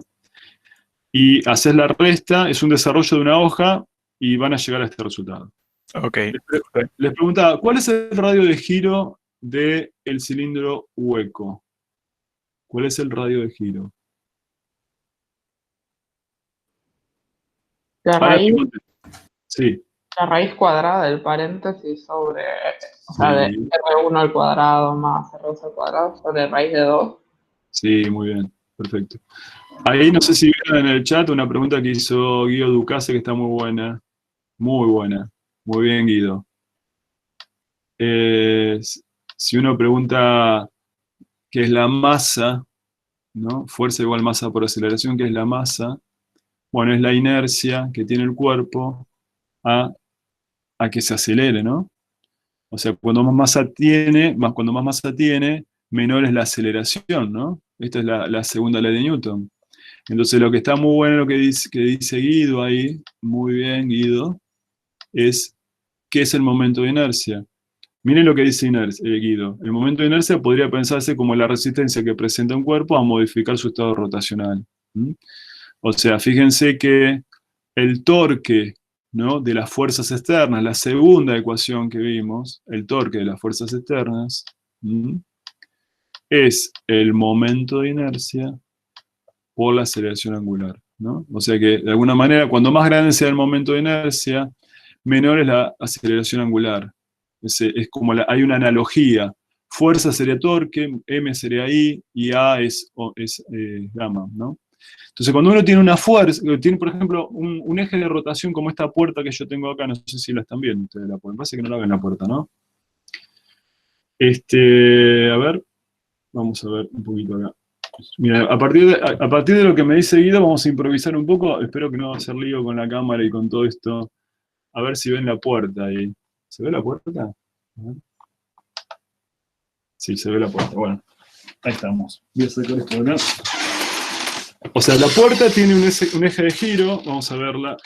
Uy, se me salió la pantalla. Ahí estamos. A ver si ven el eje de giro de la puerta. Entonces, claro, tiene un eje de giro que está acá, ¿no? ¿Lo ven? Si yo hago fuerza acá, me cuesta ser muy cerca del eje de giro. El momento de inercia, ¿cómo es? Es chico, ¿no? Y entonces es más fácil hacerla. A ver. No, en realidad lo que está pasando acá es otra cosa. Cuando yo hago fuerza acá, lo que hago es que tengo un momento de la fuerza mayor, ¿no? Tengo un momento de la fuerza mayor. La distancia es mayor porque el momento externo es mayor. Entonces, si el momento externo es mayor, lo que voy a estar teniendo, ¿sí? Lo que voy a estar teniendo, un momento mayor hace que tenga una aceleración mayor. Bueno, vamos a ver una cosa que es muy importante, un teorema que quiero mostrarles, que es el teorema de Steiner. Este teorema sí lo van a tener que saber determinar. El teorema de Steiner lo que nos relaciona son dos ejes paralelos. O sea, si yo, por ejemplo, conozco el momento de inercia respecto de un eje, puedo calcular el momento de inercia respecto de un eje paralelo. Fíjense, teorema de Steiner. La relación entre el momento de inercia de un eje principal que pasa por el centro de masa y un eje de rotación pura que es paralelo al eje principal y están separados a una distancia d, ¿no? O sea, por ejemplo, si yo conozco el momento de inercia respecto de este eje, conozco el momento de inercia respecto de este eje que pasa por el centro de masa. ¿Cómo se determina el momento de inercia respecto a un eje paralelo? ¿No? Aquí es importante, es paralelo. Bueno, esto es lo que nos dice el teorema de Steiner. El momento de inercia, lo que hay que hacer, si yo conozco el que pasa por el centro de masa, lo que hago es sumar la masa por la distancia entre ejes al cuadrado. Esto es lo que se llama teorema de Steiner o teorema de los ejes paralelos. Esto también lo tienen que saber. Lo tienen que saber. Este teorema se determina de esta manera. Vamos a hacer un ejemplo de aplicación del teorema de Steiner. Fíjense, yo tengo el momento de inercia de una esfera, que ya dijimos que era 2/5 de mr cuadrado. Por ejemplo, me gustaría calcular el momento de inercia de un eje paralelo que pasa por el extremo de la esfera. Entonces tengo que ver cuál es la distancia entre los ejes. Bueno, la distancia entre los ejes es r. Entonces, el momento de la inercia de este eje que pasa por A, por el extremo, al momento de inercia del centro de masa, a 2/5, le sumo mr cuadrado, ¿no? y entonces el momento de inercia respecto a un extremo es 7/5 de mr². ¿Mm? ¿Está bien? El teorema de Steiner lo van a usar en los problemas, lo tienen que saber usar. ¿De acuerdo? ¿Me siguen hasta acá? ¿Entendieron esto? Sí, sí. ¿Teorema de Steiner? Sí, profe. ¿Sí? Buenísimo. Bueno, creo que tenemos tiempo de hacer un problema, al menos. Yo quería hacer dos, Profe, pero bueno. Sí. ¿puedo ver la diapositiva anterior que me quedó justo algo sin copiar? ¿Está? Este es el teorema de Steiner. El momento de inercia, ¿sí? Para un eje paralelo a un eje que pasa por el centro de masa, ¿m? Se determina como el momento de inercia del centro de masa más la masa por la distancia entre los ejes. ¿M? La distancia entre los ejes siempre es la mínima distancia, ¿no? Cuando yo tengo dos ejes paralelos, la distancia no es oblicua, la distancia es la mínima distancia, ¿no? La mínima distancia entre los ejes paralelos. O sea, lo importante es que los dos ejes son ejes de rotación paralelos. ¿Mm? Acuérdense una cosa, cuando hablamos de una esfera o de un disco que rueda sin deslizar, ¿no? Dijimos, nosotros podemos pensar el movimiento como un movimiento de traslación del centro de masa y la rotación alrededor del centro de masa, o si rueda sin deslizar, podemos pensar como una rotación pura respecto del punto de apoyo. ¿Mm? Entonces, por ejemplo, a nosotros nos va a interesar calcular el momento de inercia respecto de un extremo en una esfera o en un aro. ¿Mm? O sea, esta cuenta es importante saber hacerla. ¿Eh? Bueno, entonces resumiendo un poco las ecuaciones, la primera ecuación y la segunda, ¿sí? Tenemos la sumatoria de fuerzas externas es la masa por la aceleración del centro de masa. ¿Mm? El torque de las fuerzas externas respecto a un punto O es el momento de inercia respecto de O por la aceleración angular. ¿Mm? El punto O no es un punto cualquiera, hay dos condiciones. Puede ser el centro de masa, eso es un teorema que después vamos a demostrar si tenemos tiempo y si no lo pueden ver en los libros. El punto O no puede ser, esto es importante chicos, no puede ser cualquier cosa. O sea, el único punto que me permiten que se mueva es el centro de masa. ¿Mm? Si el centro de masa se mueve, yo puedo expresar la segunda ecuación respecto al centro de masa. Si no, tiene que ser un punto en reposo. ¿Mm? ¿De acuerdo? Esto es importante porque después hacen unos líos bárbaros. El punto donde yo calculo los momentos tiene que ser un punto de reposo o el centro de masa. Punto de reposo o centro de masa. ¿Mm? Bueno, creo que ahora viene un problema. Bien, hacemos este problemita. Fíjense. Un bloque de masa M, ¿sí? Un bloque de masa M de la figura, se encuentra atado a una soga inextensible. O sea, acá está, la soga está arrollada en esta polea. Esta polea es una polea fija, la soga está arrollada y, bueno, se va a ir desarrollando a medida que este cuerpo va cayendo. ¿Mm? El cilindro es un cilindro rígido que tiene masa, fíjense, ahí empezamos a tener una polea. Hasta ahora las poleas que nosotros hemos visto eran poleas sin masa, ¿no? Bueno, esta polea tiene masa. En realidad es una polea, la polea es un cuerpo rígido que es un cilindro, ¿de acuerdo? Es un cilindro. ¿Mm? El cilindro gira libre de rozamiento, o sea que no hay rozamiento en el eje. No hay rozamiento. Hallar la aceleración angular del rígido y la aceleración del bloque. O sea, ¿qué tiene de distinto este problema con respecto a los problemas de dinámica? Bueno, que ahora tenemos una polea que tiene masa. O sea, tenemos un cuerpo rígido. Este cuerpo, en realidad, puede ser un cuerpo extenso o no, no importa. Pero como no está rotando, puedo tomarlo como un cuerpo puntual. Entonces, me gustaría que ustedes me digan ¿qué fuerzas actúan sobre el cuerpo M? Peso y... El peso y la tensión, perfecto. El peso y la tensión, muy bien.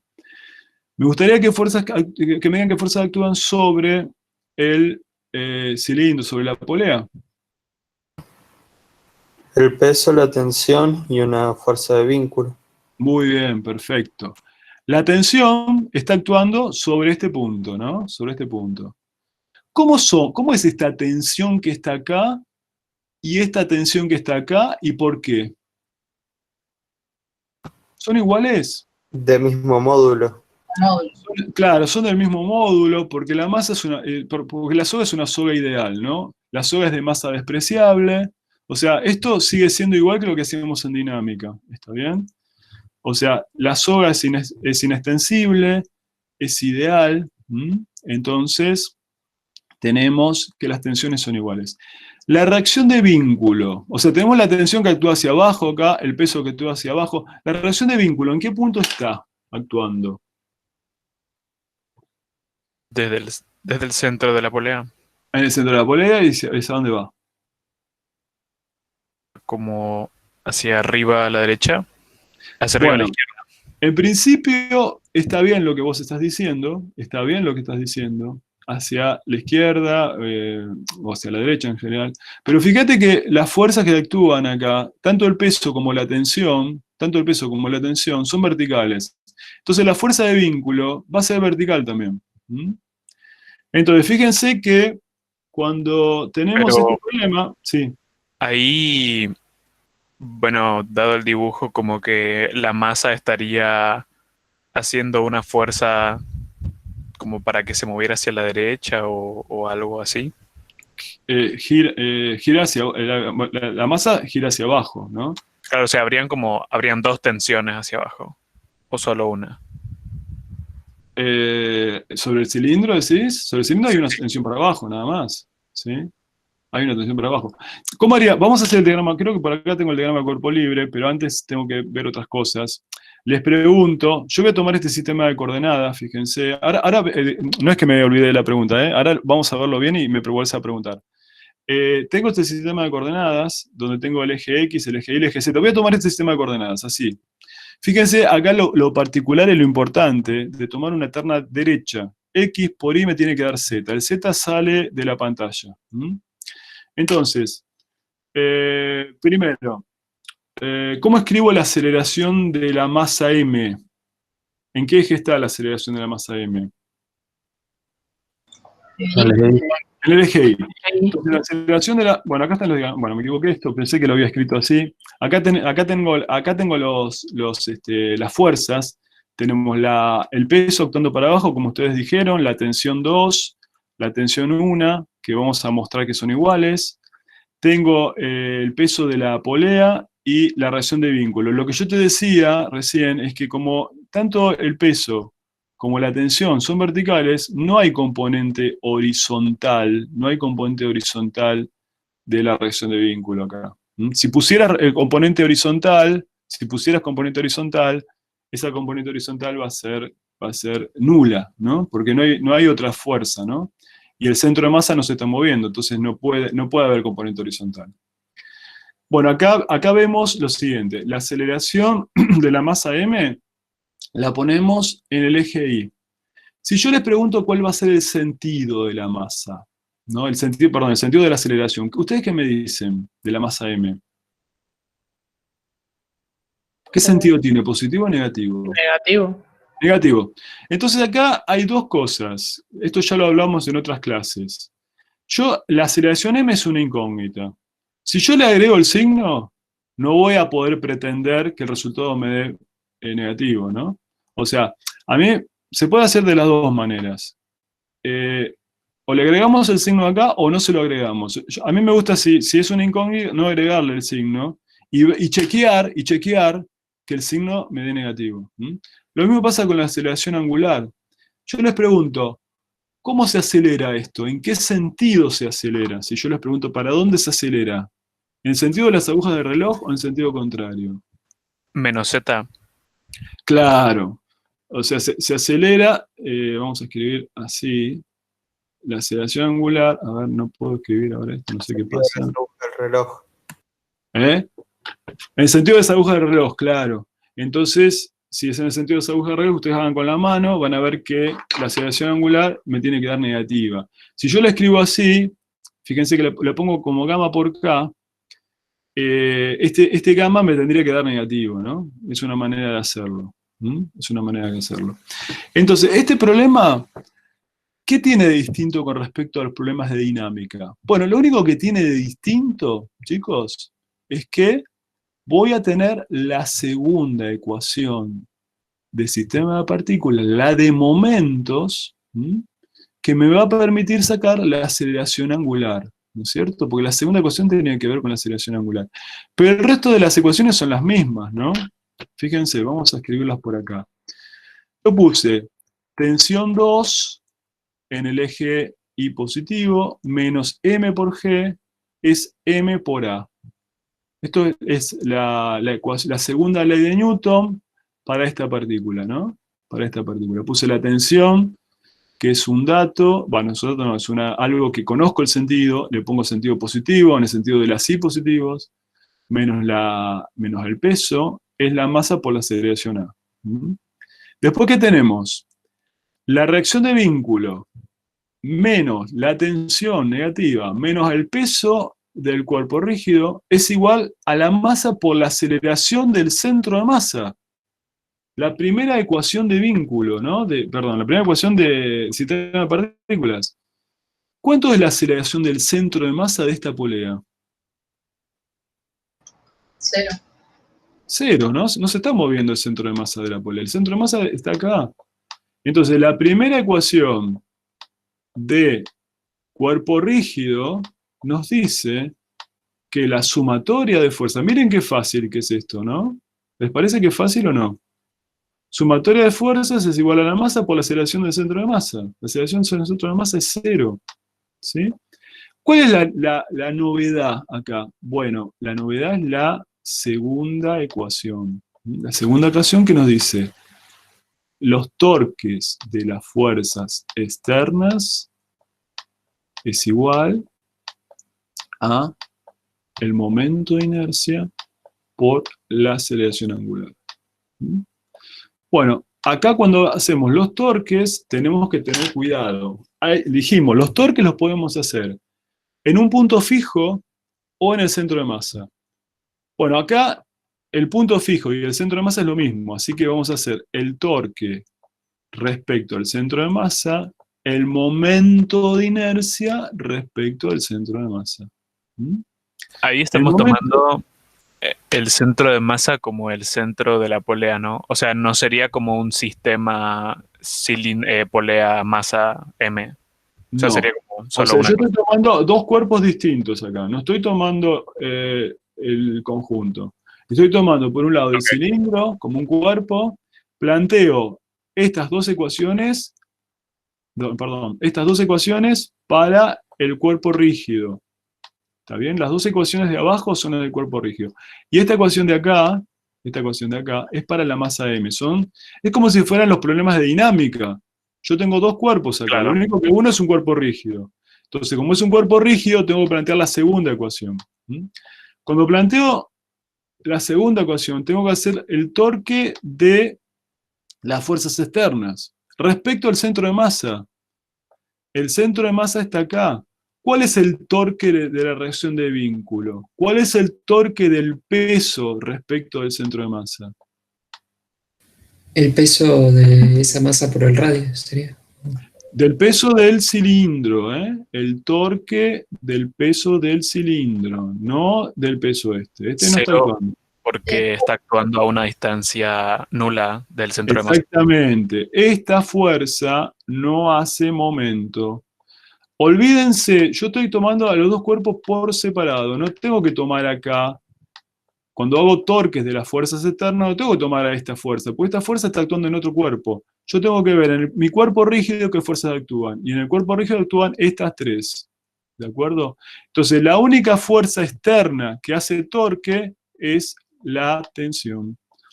Y vamos a escribirlo. A ver, el vector R para hacer el torque, ¿cómo lo puedo poner el vector R? ¿No? El vector que me indica la posición, R. ¿Cómo la escribo? Dígame usted. R en J versor. ¿R en J? ¿Sí? R en I. Sí. Bien. ¿Cómo escribimos la tensión T, el vector T1? T1, ¿M por G o por R? no M. ¿Cómo M? Menos J. M por G.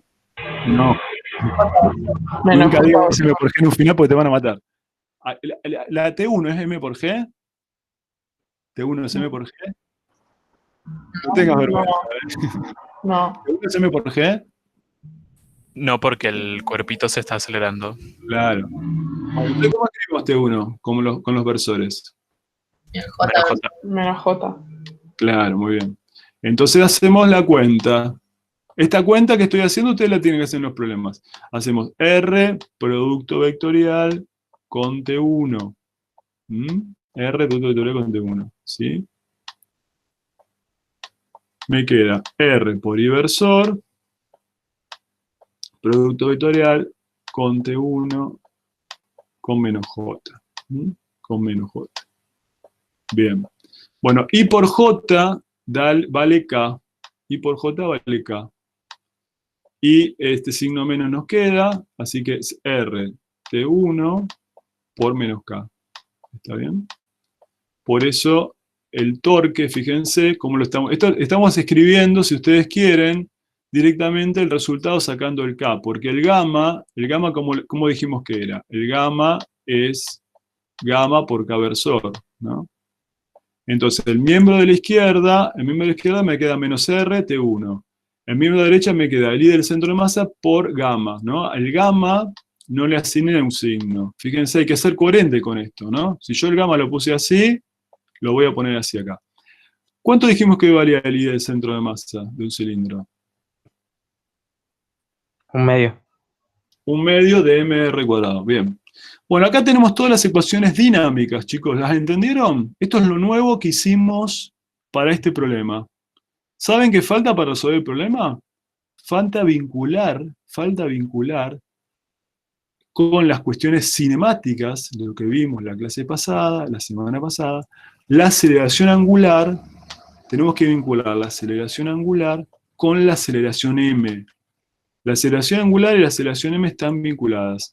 Esto habitualmente se lo llama, este tipo de relaciones, donde nos metemos con la cinemática, se lo llama condición de vínculo.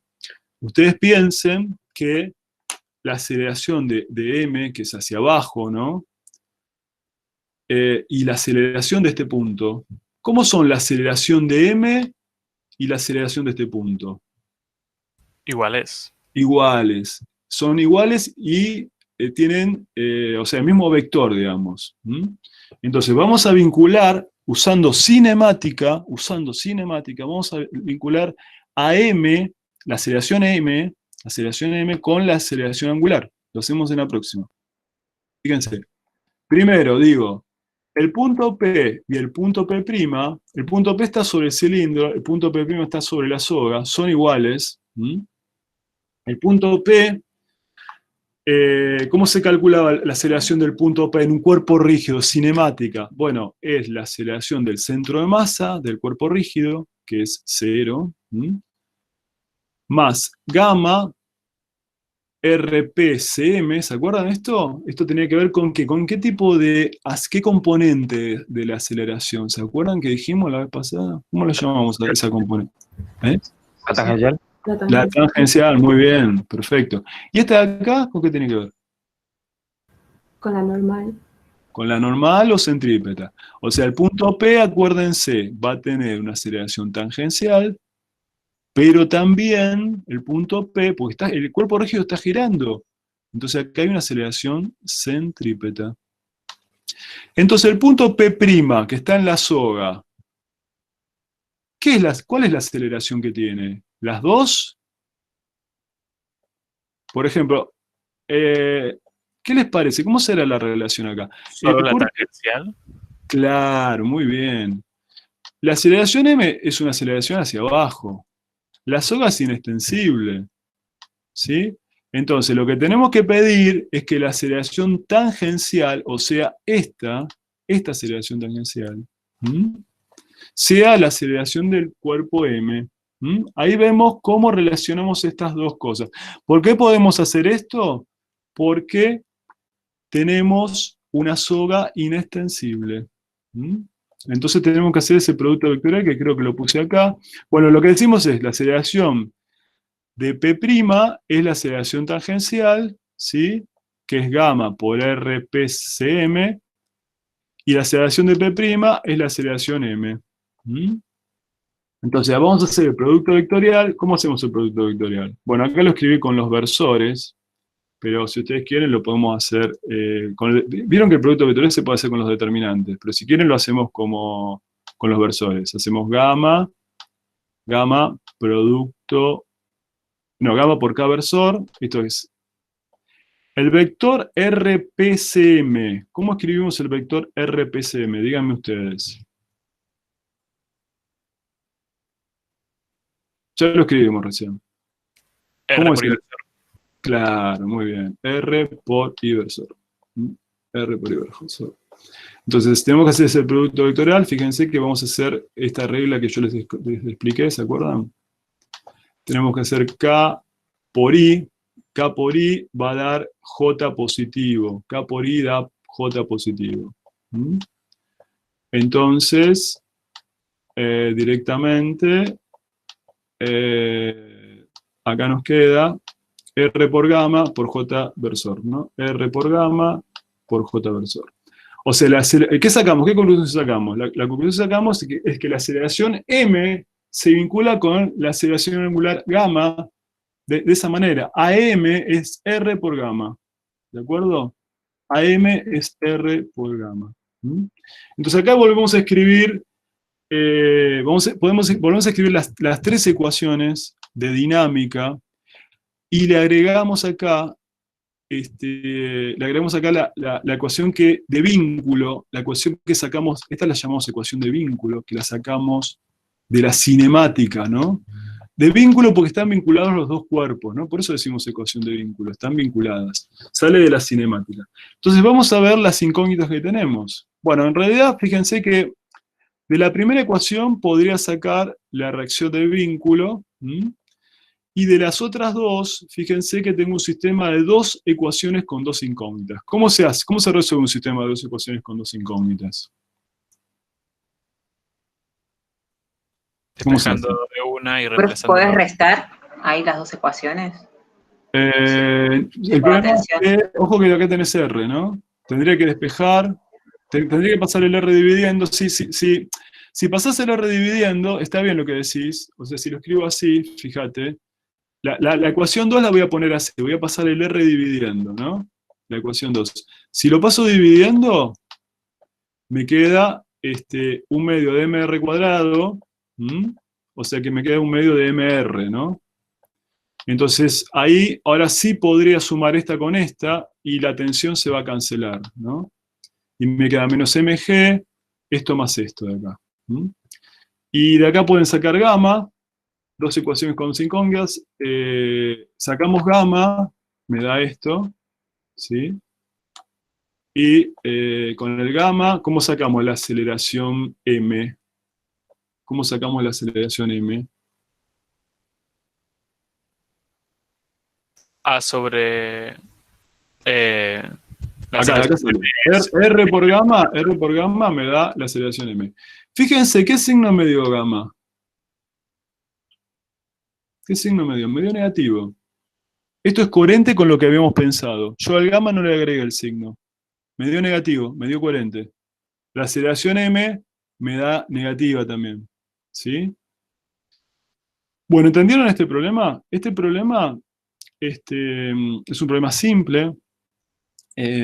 Lo que ustedes tienen que saber hacer bien, y no pueden cometer errores, es el diagrama de cuerpo libre, el planteo de las ecuaciones dinámicas. Estas tres ecuaciones tienen que estar perfectas, con sus signos, ¿sí? Con sus signos, y la ecuación de vínculo. Esto tienen que saber demostrarlo. En el final, en el coloquio integrador, se pidió esto. No este problema, un problema un poquito más difícil, pero no era súper difícil. Con esto aprobaban. O sea, tienen que saber, tienen que estar perfecto. ¿Qué quiere decir perfecto? No puede haber un signo mal acá. Si acá hay un más, bueno, está mal. Está mal. Eso quiere decir que cometió un error. No puede haber un más. Tiene que estar todo perfecto. Porque eso significa que ustedes saben resolver la física del problema. Después, si se equivocan en la cuenta y no llegan al resultado correcto, si es matemático, no es súper importante. ¿Entendieron este problema? A ver, Dani me pregunta, una pregunta, ¿las tensiones son iguales porque la soga es ideal? Claro, exactamente, Dani. Una consulta. Sí. Con cuerpo rígido también vamos a tener que, por ejemplo, el peso va a actuar en el centro de masa porque el centro de masa también es el centro de gravedad. El peso, sí, claro, el peso actúa en el centro de masa. Claro, sí, perfecto, sí. El peso siempre actúa en el centro de gravedad, que es el centro de masa. Sí, claro. Ok. Bueno, yo tenía otro problema pensado.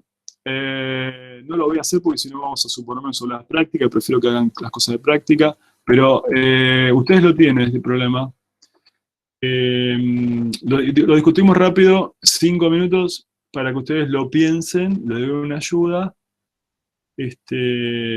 Y lo hacen y el jueves lo hacemos. Un cilindro de radio R y masa M rueda sin resbalar por una superficie rugosa. El cilindro se encuentra vinculado a un bloque de masa M por medio de una soga ideal que pasa a través de una polea ideal. Bueno, acá tenemos una polea ideal. Son como las poleas que teníamos antes, de masa despreciable. La cuerda se encuentra atada al centro de masa del cilindro. Calcular la aceleración del centro de masa del cilindro del bloque. Les pregunto, ¿qué fuerzas actúan sobre M? Peso y Peso y tensión. ¿Qué fuerzas actúan sobre el cilindro? El peso, peso, la normal tensión. Peso normal, y tensión. tensión, bien. Rueda sin deslizar. Rueda sin deslizar. ¿Eso qué significa? Que rozamiento. que no tiene rozamiento. ¿No hay rozamiento? No hay estático. A ver, si no hubiera rozamiento, esto está sobre una pista con hielo. Bueno, si lo empujo del medio, no va a rotar. Entonces necesariamente tiene que haber rozamiento. Quiero solamente discutir esto. Y les pregunto, ¿para dónde se acelera esto? Por ejemplo, ¿para dónde se acelera? Hacia abajo. Bien, se acelera hacia abajo. Entonces, ¿el cilindro para dónde se acelera? Hacia la derecha. A la derecha. Derecha, ¿no? Entonces, si está rodando sin deslizar, ¿no? Rueda sin deslizar. ¿Cómo será la aceleración angular? ¿Qué sentido tiene? ¿Horario, antihorario? ¿Para dónde va? Horario. Exactamente, muy bien. Quería solamente hacer ese razonamiento, después lo hacemos bien en la próxima clase. Entonces, la aceleración angular es así. Si hago los momentos respecto al centro de masa, y yo recién les tiré una pauta, dije, rozamiento tiene que haber. ¿Para dónde irá el rozamiento acá? Hacia la izquierda. Hacia la izquierda, claro.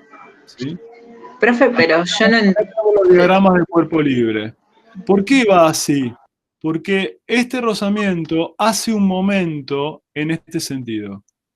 En el sentido de la aceleración angular. La clase que viene lo vemos bien, chicos. Solamente contarles esto. Este rozamiento es un rozamiento que tiene características estáticas.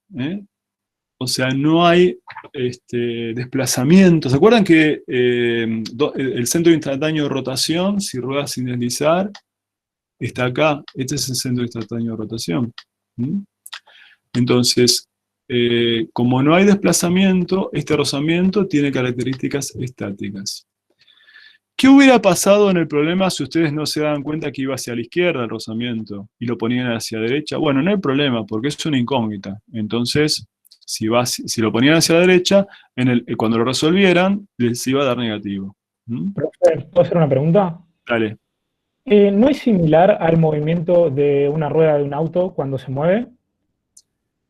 No es Porque en similar, este caso- tiene algunas cosas distintas. Claro, Porque porque- una rueda de un auto en realidad no es impulsado por una cuerda. ¿Está bien? Una rueda de un auto es impulsado por un torque que está moviéndose o hace girar esto. ¿Mm? Es distinto. Esto del rozamiento es un tema que vamos a ver en detalle en la clase que viene. Profe, No es trivial darse cuenta para dónde va el rozamiento. De hecho, vamos a ver en particular la rueda del auto. Cómo es el rozamiento de la rueda del auto. Y vamos a ver que puede tener ambos sentidos, dependiendo de si hacemos aplicar una fuerza neta o un torque. Sí, ¿quién quiere preguntar algo más? profe, ahí conviene plantear las ecuaciones, bueno, respecto del CIR, ¿no? ¿Perdón? Que conviene plantear las ecuaciones respecto del CIR, ¿no? Bueno, podrías plantear las ecuaciones respecto al CIR, está muy bien. O sea, fíjense que acá lo nuevo es plantear la segunda ecuación de cuerpo rígido. Se pueden plantear respecto al CIR, es una opción, porque es un punto que está en reposo, pero también se puede plantear respecto al centro de masa. Es equivalente plantearlo respecto al CIR y plantearlo al centro de masa. Si quieren, me gustaría que ustedes planteen O sea, lo las digo porque ecuaciones respecto al podríamos- CIR, respecto al centro de masa. que digo porque podría ser, o sea, la fuerza de rozamiento, o sea, ahí no haría momento si lo hacemos respecto del CIR, ¿no? Exactamente, si lo hacemos respecto al CIR, el rozamiento no hace momento. Pero tenés tenés el momento de la tensión 1. Pero está bueno que lo hagan, si tienen ganas, que lo hagan para la próxima desde ambos puntos. Y que vean, trabajen matemáticamente y que vean que ambas ecuaciones son equivalentes. La otra cosa importante que tienen que saber acá es relacionar la aceleración angular que tiene este cuerpo rígido con la aceleración del centro de masa. Eso lo vimos la clase pasada en cinemática. Es un cuerpo que rueda sin deslizar. Pero bueno, si lo saben hacer y lo entienden, es un golazo, quiere decir que entendieron un montón. Pero no se preocupen si no les sale, porque es difícil el tema. Es el tema más difícil de la materia. Lo que vamos a hacer ahora es dejar acá, así pueden trabajar en las prácticas. No sé si hay alguna pregunta. Yo ahora le aviso a Mario que termine. ¿Está claro todo? Sí, ahora con los ejercicios supongo que afianzaremos todo lo que aprendimos. Exactamente. Profe, Sí. dice que tiene rozamiento porque te dice una superficie rugosa. Si te hubiera dicho lisa, ahí no hubiera rozamiento. Claro. Pero aparte fíjate que rueda sin resbalar. Entonces necesariamente cuando rueda sin resbalar, después lo vamos a entender un poco mejor, pero siempre tiene que haber rozamiento. Si no hay rozamiento, va a patinar. Pensalo en un auto, ¿no? Si no hay rozamiento en el piso, patina el auto. Claro. Usualmente entonces todas las ruedas o los cilindros tienen rozamiento cuando... No terminé al final de la pregunta. No, que los cilindros siempre tienen rozamiento. Es así siempre. No, o sea, en la mayoría de los problemas que van a ver en la guía y de los que vamos a tomar, estos cuerpos que están rodando sin resbalar. De todo lo posible es lo más simple. Ok, gracias. Sí. Bueno, si les parece bien, dejamos acá. Intenten hacer esto. No les digo que es fácil, es complejo, pero si lo pueden hacer y lo entienden, es un golazo. Lo nuevo, les digo, chicos, es la segunda ecuación, la de torques, y de alguna manera la relación de vínculo entre la aceleración angular y la aceleración del centro de masa del cilindro, que lo vimos la vez pasada, lo vimos. Tienen que pensar eso. Bueno, dejamos acá, seguimos la próxima. Chao, gracias por la clase. Chao, profe. Gracias. Hasta luego.